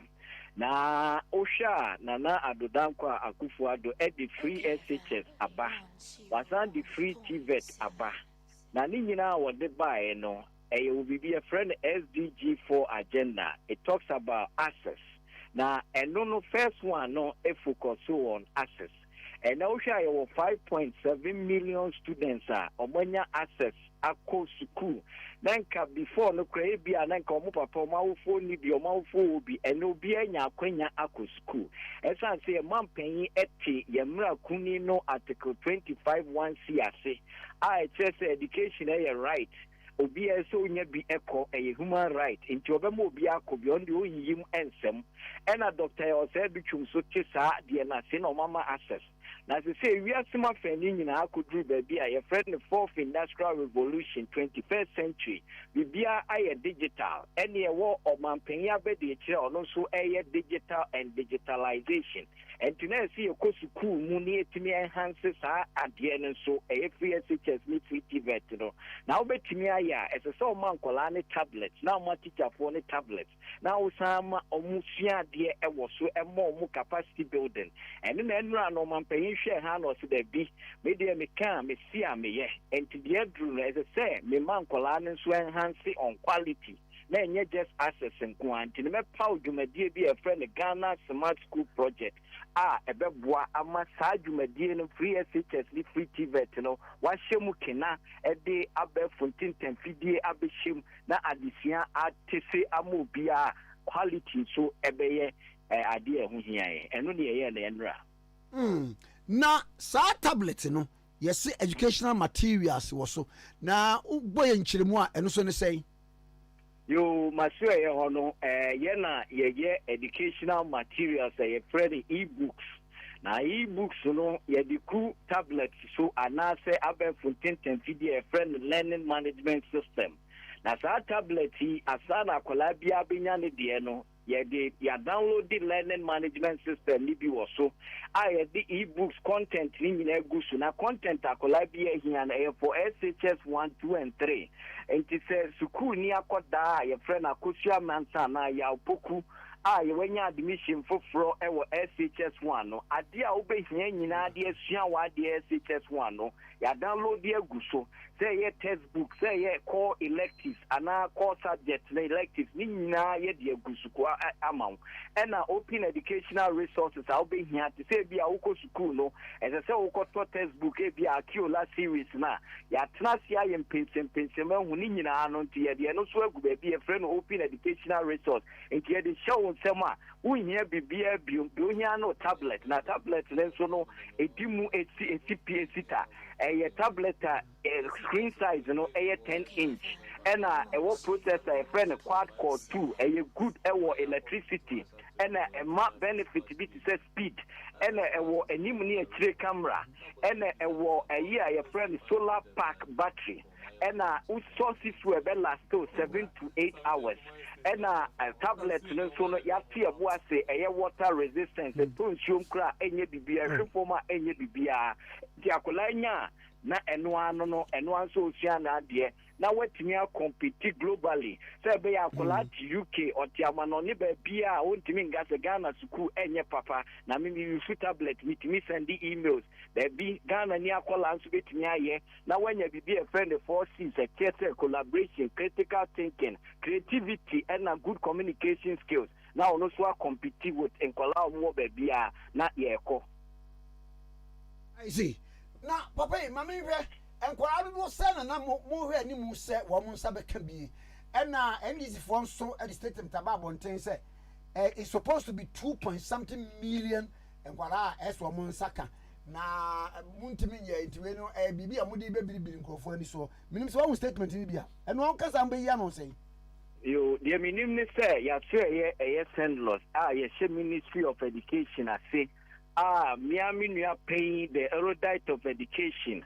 Our tea education, I see your friend Dr. Yawa said, which you may die, no.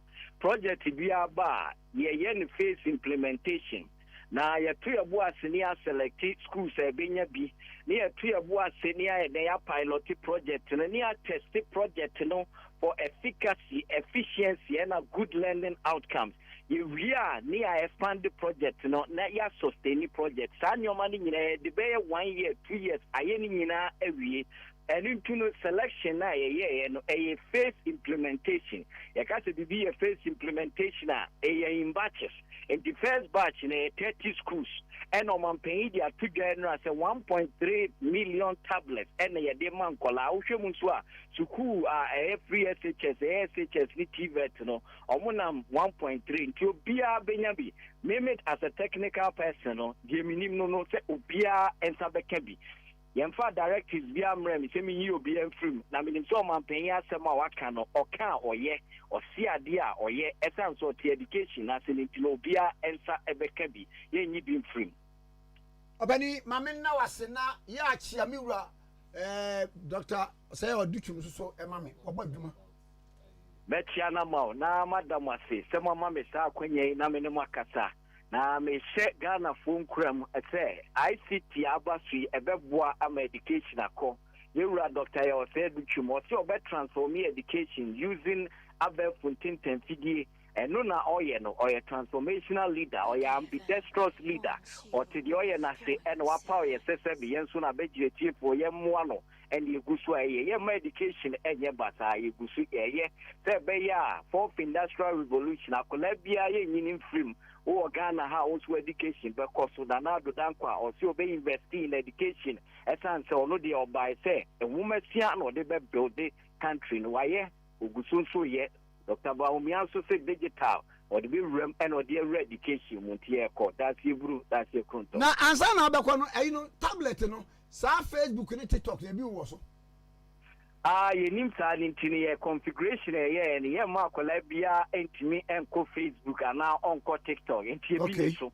ye de obesua nko a ene ye monitor tablet 24/7 your monitoring center ye the IMEI number ye address ma tablet ni bia anti the tablet ni o ya kodwo ho a ye nim say ya kodwo tablet ni be bia wo bia ye hu in an offline and online mode enu kino ye be monitor the o ye oso bia no ye be hu ya training staff across the country 279 support staff across ICT coordinators, district coordinators, headmaster, academics will be involved. Near to me, Juman said, education, and I improve on quality access and relevance in education. Now, you improve SDG 4, SDG 5, and SDG 17 agenda. Ghana, we are ready to compete globally.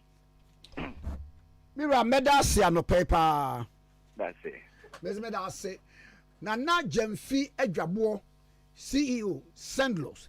Ena yene no atwetwe nkomo no efa laptop a yede be ma ye mofra no na wo de asua de e wo various senior high school no mu ya mamu nyina akwa aba ye kuhme so ne aba. Okay FM 101.7. Enianum ni adofunu me. Telecel Avenue.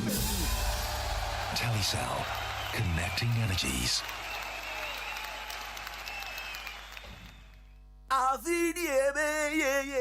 And it is a mobile minia. A previa Obetola falls 210 grams and now 2.2 kilograms. And now only 2.2 kilogram tomato mix. So be a chance so. Now who code beer. Send the cost star 380 star 25 hash. Nejia Chedibiti say airtime, mobile phone, and now television set. Lavon's tomato mix. Love day inside. FDA Aji Ejadi Nkratwe Atom. Mamenka baby kaka fa makoma mo hene ho nkyerɛ o. Obɔ me ne mabusua ho ban. Me dia no hwɛ me busua. Fi awon to aso so kwa awon to aso so. Hwɛ, mamenka kyerɛ o. Me dia mama sire da ne da. Me dia no kyerɛ papa. Dia tiri kwa sa be bia ye obi wɔ hɔ. Aba, emeya hyase bio. Intibu ranom na mo kanfo mo sa. Oh, Debbie, Pepsodent 200 grams for no asem na ye kan yo. Eye kokoko. Pepsodent kokoko promo no nie. Eye Pepsodent kɛseɛ dada no a. Na ye de 25 grams aka ho. Jiwo de na ba wo busua ho ban. Na hyɛ wo semu de. FDA Aji Ejadi Nkratwe Atom. Ejababoni di adwa ma wubi eti ya menu afa hin na mahwie fufuo ti ase dada minya wofo yi papa so ba fie ni anwie fufuo ya asam aba na so oben wadi fufuo edi mpreni ne mpresa da kro beye de ni ehwe fufuo a akode wo nwane adwa mo adwuma se me ne fie adwuma de mini fufuo kakra ba o medie no eno to metwa mada pasa aso wo kan na matire nyira wati ate na make am meboa eba de odi kwamum na sese ade obra to otwa fufuo ai wo drum pam na wo ma asiu na wo timu aba na wo sadade na wo temfra kwada ne nyina tuatwa make say ya need food sadaroma wo bia mani ye pa ya wa ya mbode fufuo ne mankan fufuo a wa ne powder wo de gu da kam kama ya ya fra no need fufuo enya no bi na masori ba until is kama me di ye yo sese bia ma me hwe oh bia need fufuo eye kama say bode fufuo ne mankan fufuo papa bi na wo ka say twan eposim na ede na me so kan so ento simanu pe no wa wie wo hie wo kwa papa bi aguso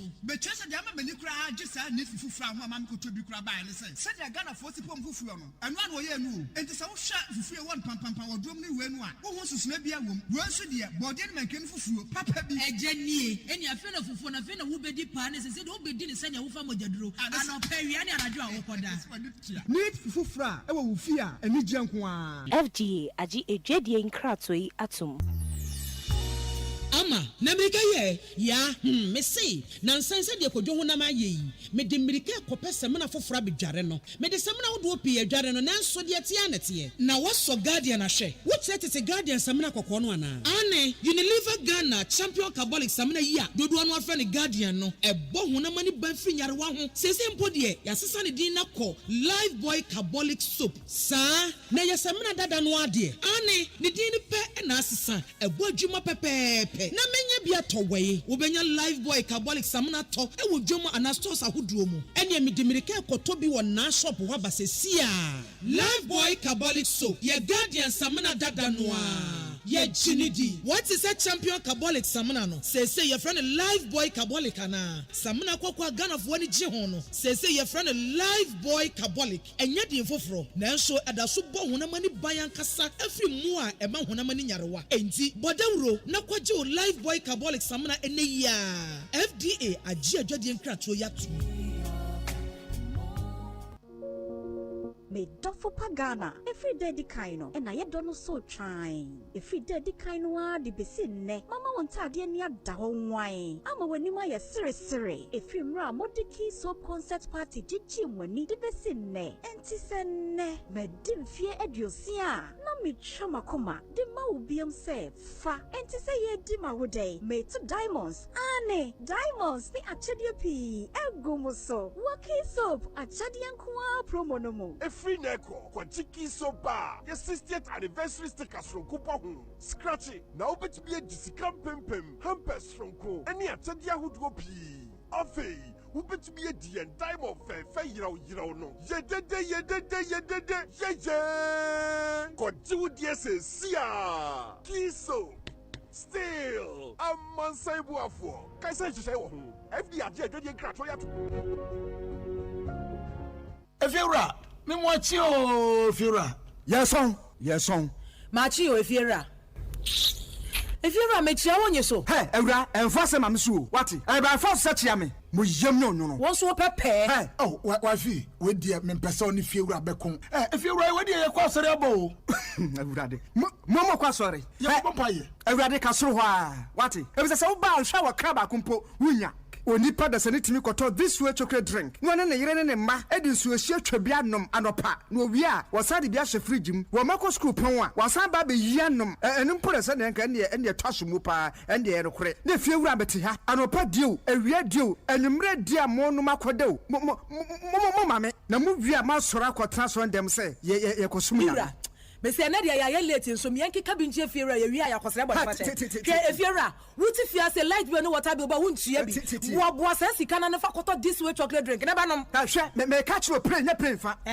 say this way chocolate drink no metumi ato bi pa na so na me de so mo ahwe wate e de me hia ne nsuohie na nsuohie so me ntoi se me bufu a metumi ato bag mu a wate yeah Efiura we nkwa de ma abunfu e koto nyanhwe Efiura fi de ya bre ma abunfu bi munyam sumponie munyam sumponie na mo ba ya trimodefo FGA agi edwedie nkratoi atom enuanum ni adofo nu me Telecel Avenue Telecel, connecting energies. Okay, FM 101.7. Okay, 101.7 FM Suenina. The Obokrata Mobosono. And nona Yeboboso Ede Amamo. Now, the Ghanaian Times, Ghana's most authoritative newspaper, story B, Ewo page 8, Energy Minister Dr. Matthew Poko Prempe will say there is no doomso in Ghana. There's a doomso bia in Ghana ha. Inti eno Ghana for ancient and so Dr. Okoboy so COVID-19 pandemic book no watro ed aba Ghana experience the fam said be benya record bi edi ato edi ebu akonta. Na mefa we mfam nyame adom anumre abrabo padwumedie ebeba so.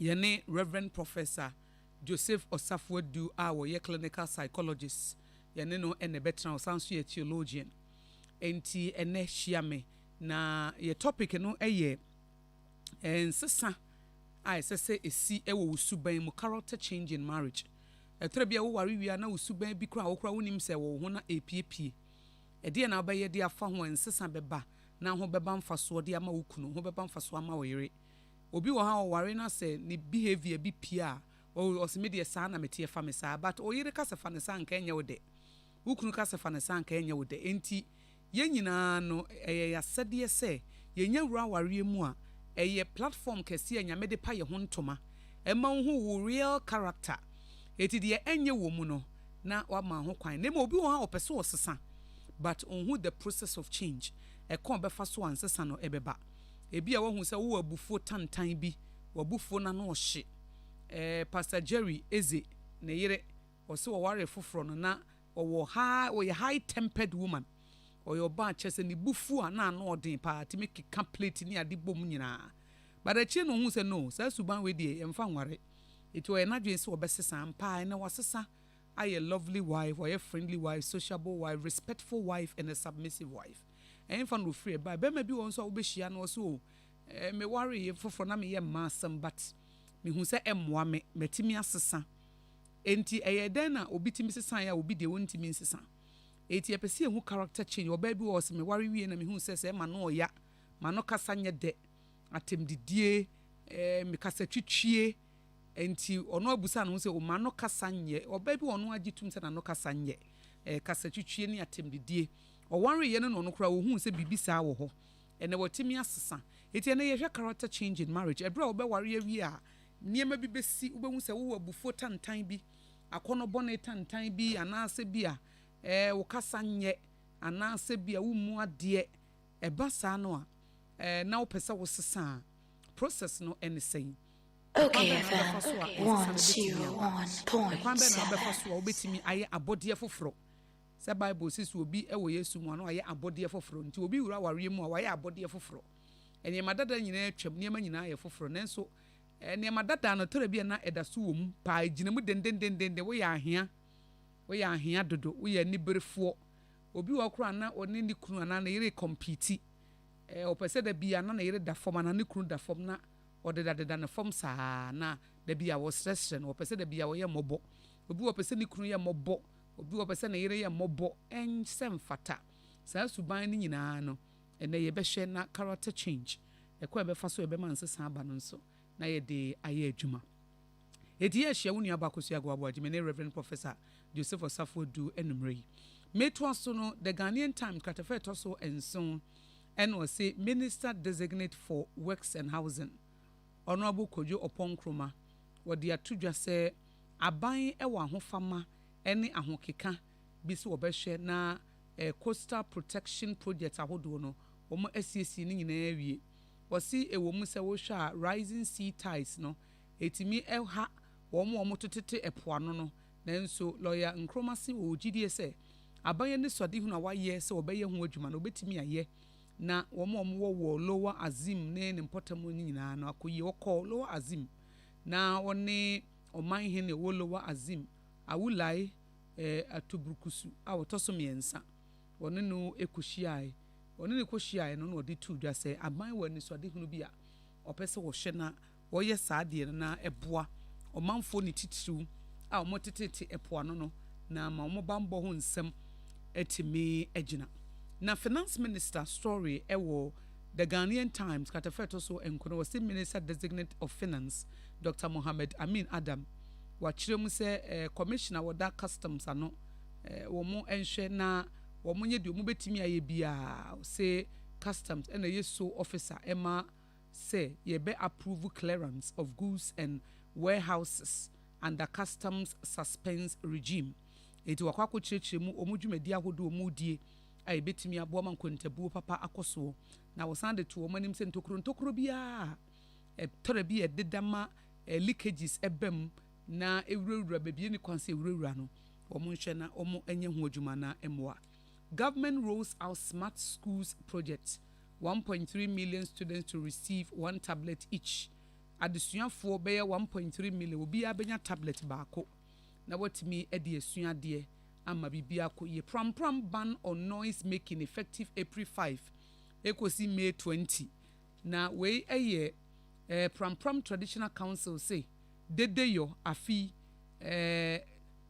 yes man ban on noise making no ebesha ase eye homowo festival ehun ehyefa a omo hye April 5 next week ya because nyame adoma Monday April 1 enti madwada ebe April 1 enti na say April fiade kono April 5 no na ban on noise making say bibia ededi duwa abusum ne mpedede ba komo se tete nso na abusum ne pedede pa o anana ne yakomfo eno ye wobra wo mu pedede ye wobra bi won so a abusum no de ye niema boa omo ye di tubedu omusa abusum no hwe omo nchante ayeku enti nyame ya adom omo si April 5 no ekro no na omo ahwe na ban on noise making ebe adwuma beye na beye dunum ekosi da bi ebekọ nanim kura Kwame an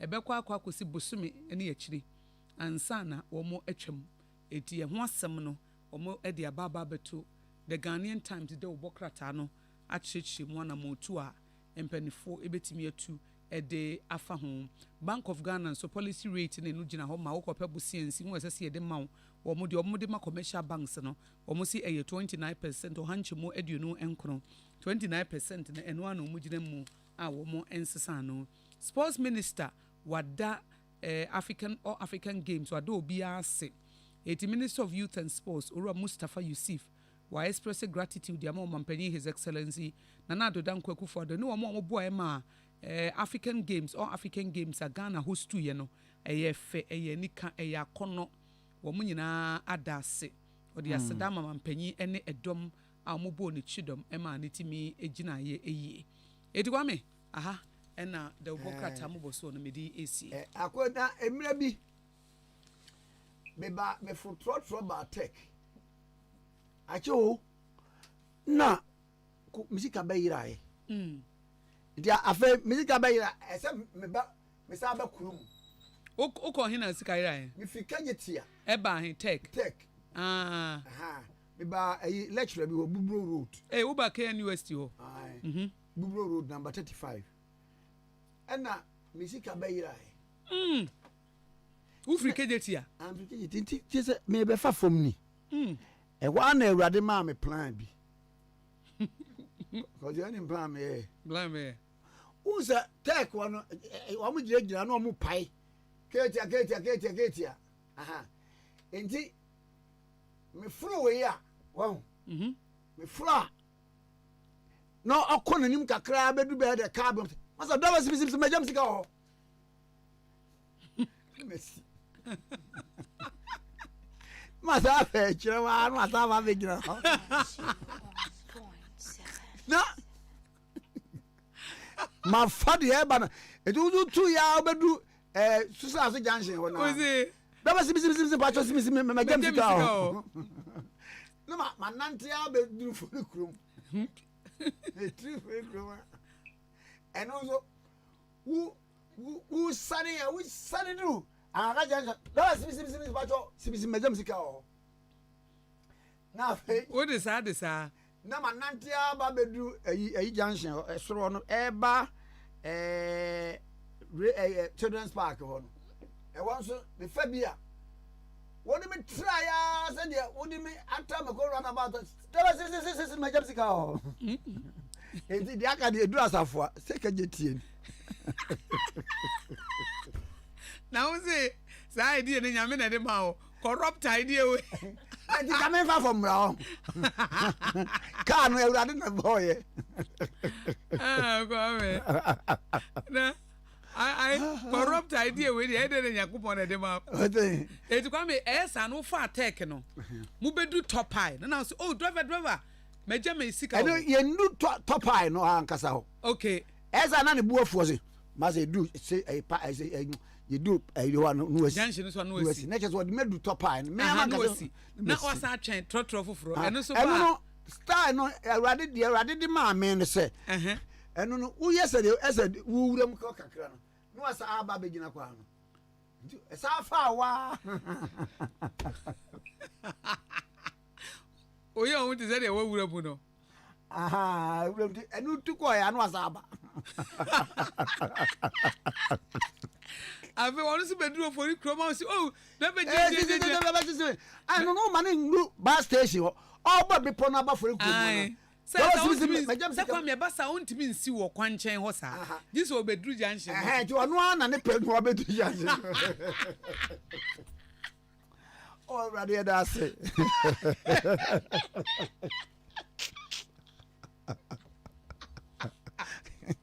enti osi wo for krom junction ho na why ti say ye wo ko no ma say ti twa kwan mu kra ezere mi ko for krom school wo se ka na ti ko foforo ba ma sa ba be gina wo se me ko ayi ketia da bia asafo okay wo ka say wo ko enti esa wo se wo ofori krom wo ofori krom na be ba asafo amara junction okay na ba amara junction na anu de mu nwa enti enso esa wo se ena esa mi wura mu se no ko na ma nante aba be gyan wa junction so na ma fa filling station nenu ano ame uze me ko kejetia etu obo so na fodu krom be pono fodu krom be pono obo ya ese na niwe amako run about baba sibi try me lu a me tem sika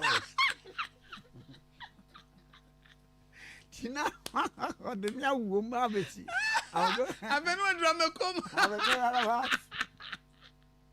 na fe Amakom junction na ma bo na fa akasa wo de be kwa asafo me de be kwa asafo no abo be pon kakra bi na oya wo am am no masa simisi me jam sika what me do asafo e wo de me fa railway sisi anya na mabaka e wo de ke ntia o wa de da se o da se ni agene corrupt ade we dey finya ngomo omrako adwen kase e de adwen kase sa bezu oh ache Kwame me sisa wutie nti yira usa Kwame se bia wafa trotro na efe wo ayi o lorry fair wa hade me bla ya o me men was obi di be yo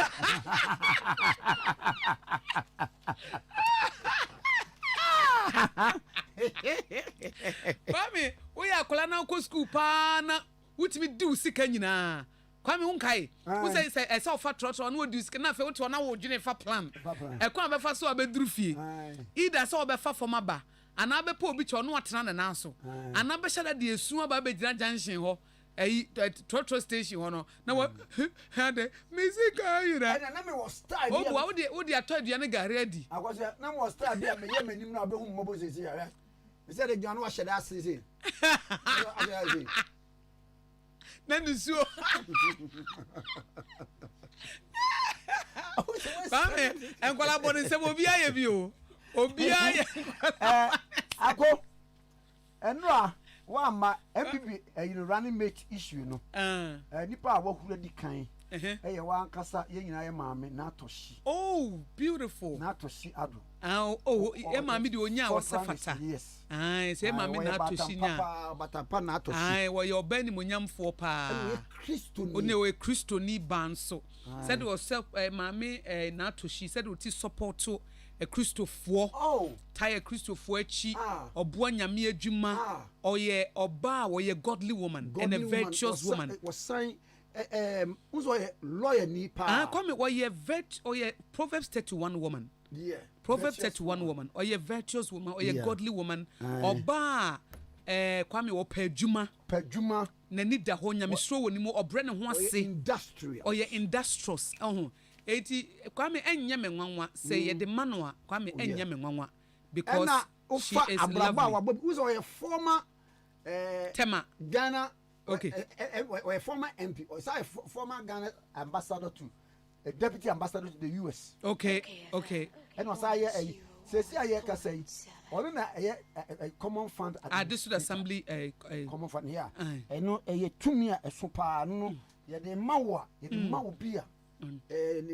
Kwame wedi nka say esere sinka abetomu idie baby kwamane na wa first na dia na eba na nka ho but we no dia say page pa stand out pa it we dey maame na to shi unya obia so be resist say there be ye the man one maame we a Proverbs 31 woman a godly woman hard working woman yes a role model for a lot of women sure and na Ghana politics no waya che I was shasien tem so what I say wo hwe said ye wasi akonanim wa monusem nimdie okomra hye bedwam wo experience ankasa eti otoman na se otomobrofo ase ne heart for the vulnerable ne heart for women ne heart for children kwame extensive nti bi de so Dr. Mahmoud Bawumia be fa no a be balance be de Dr. Mahmoud Bawumia being a Christian being a Muslim and also being a Christian no na a balance it said here say na omo ye no omo ye no with Nanado his excellency so omo ye Christian and na Dr. Mahmoud Bawumia ye Muslim and omo balance into omo sanfa Christian na imbalance na ayefe into wa me hwe animu nti alaji ya no abo ayen okay 1047 ni na ye bekọ enim na afei edi nkomo abo no do apon sima edu enkono na ye hwese nke bia ye be last interview na afei na ya sorry so nanka ye ko na ya sorry ni ye ko ibiso 1 2 3 4 5 6 7 8 9 10 me ba mo chao Easter ni ye ko mo amodum ye no ya wada nko ane ye ko ye ko nsi ye diska na bako What's it? Who go to any other? Oh, my name said they are no me.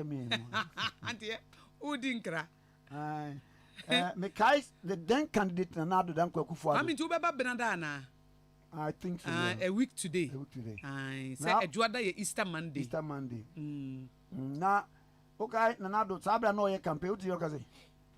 Mumpiamin Kwasha Bank is him, Mumpiaminam Godista. Oh, wow. Oh, yeah, Yebende. A yawa down street, you are John Kuma. Ni 1 week. Yawa da you are John Kuma. Ni 1 week. Now go. Okay. I guess on by election. Ebebasu. Yeah.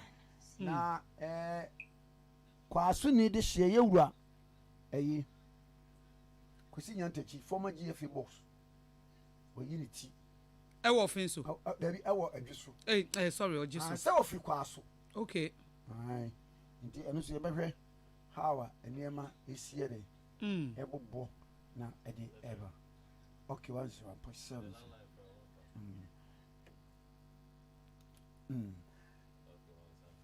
na akia nkomo baako na me fa birthday ni mfifem na nkomo no ba wia na yeko ene happy birthday to Sergeant Mary Frimpon a once female prison ifri wawofo ene wo mma ena wo so ede ema wo happy birthday to Abene Nyamedo Fowa Ejei our most holy heart school Dansuman if you parents Pastor and Mrs Esther Ejei ni makwa dakwa ene unuanom ene namfo na Pastor Anobuafo ezi sofo kunin pa waye nyame adwuma na wo pon adwuma okuafo ekọ adwuma wo pon enti Pastor Anobuafo the send off service no meminda ebe humida a ebe ewo Kumase Amekom SDA Church ewo na okọ no ewo na okọ ye nyina ye kugya ne kwanti obi amra Pastor Anobuafo ne send off service no ebekọ so wo Kumase Amekom SDA Church meminda ebe ya nti onuan kanche onuan ye fa dobodomu na enye kama na me wo advert we ewo ha na mame mfam fam na afi yenkwae Compute Ghana Prime Week ebaso na ka Compute Ghana bibia efa electronics ho computer ho IT ho de wo ye numero 1 na Ghana's #1 IT electronics retail outlets no was say this week in kwa see ekodi Easter wo ma wo bia special treat na wo hu say yes what wo mamu enti any Compute Ghana Easter Prime Week promo no eguso abra na eniema no watete so na obe great prices premium brand is Samsung, LG, Sigma, TCL, TV na mebuboyo, Sony, Bluetech, Senko, HP, Lenovo, and also ye laptop awodo no ye the Techno and many more. Eti to Mikabra Compute Ghana showroom bia this Easter for niema awodo a wo hia o laptop, o printers, desktops, toners, any other IT related products na afa Compute Ghana for ye wo TV sets, home theaters, ye wo fridges, ye wo freezers, ye wo gas cookers, ye wo air conditions, microwaves and many more. Me pa mcho wo de enwi se ne bo ho kura wo de a ne se wo betumi aba because ye wo best prices for you and products so a quality ma Easter way enya Easter da bia na okaye esan se wo ba beto ade every Compute Ghana enchen koye showrooms across the country ye branches across the country Compute Ghana na mekan ne kwa akoto wo betimi so ato our online na online no www.computeghana.com delivery service so no available wo press and family won so a yebetimi so de abrɛw na wo be frɛ compute Ghana number meboi 0302 75 20 20 0302 75 20 20 and now WhatsApp number no 0243 14 31 43 0243 14 31 43 bi ana obusa ade bi price kra Compute Ghana for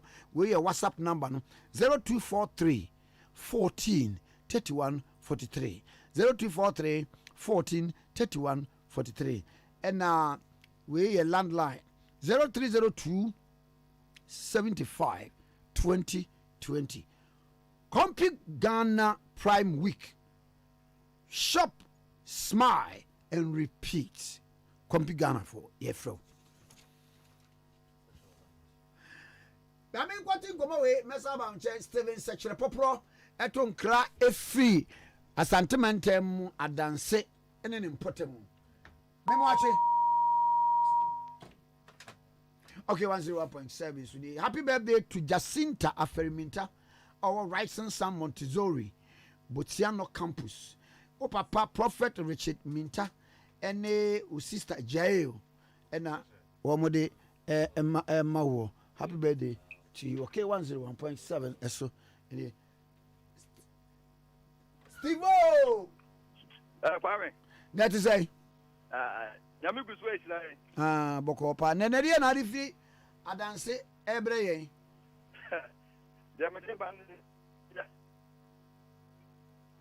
Yeah, baby, you may, madam.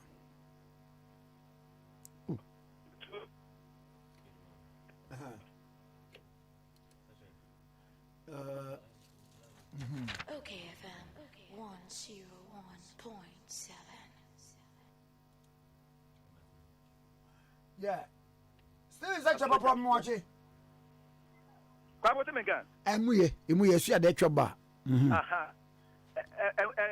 I put for more once east. But to him, and I'm going to say, or don't be fair. Nipper is doom. Almost said, listen, Tally. After Pierre, baby, I for my good year. I felt to say, Yamson, from the pen, Habanaqua. I know what is this for sentiment. My machine gun, and a nice, and from which I said, which my side to an almost to a basa. I think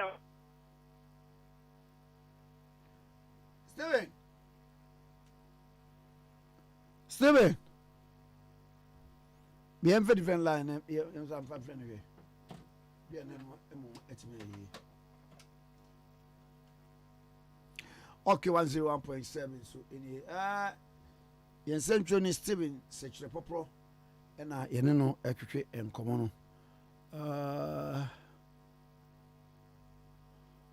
Try back with me, babe. That's also cool.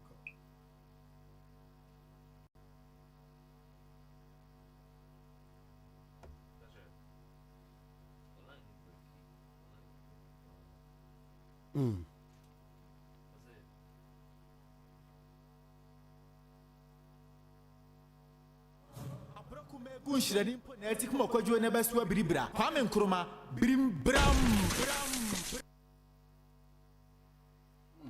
Good morning, Sergeant Popo. Good morning. That is say. Amani Nimwaye. I did my dealing in ABC, your friend Ade Akye Abia, Kwame Nkrumah Tikese, Morning Show President of the Lami Prodo, Perikwa Musu Edumi, Ade Akye Ashley Nka, on social media handles of any Nakama, and my and Obaba dance so at I chili. And then Mote Akosia go Abuaji so Enka for paper review. Yes, sorry, so Yamu in Amunitia, Ojenado, Yakram, Umaba.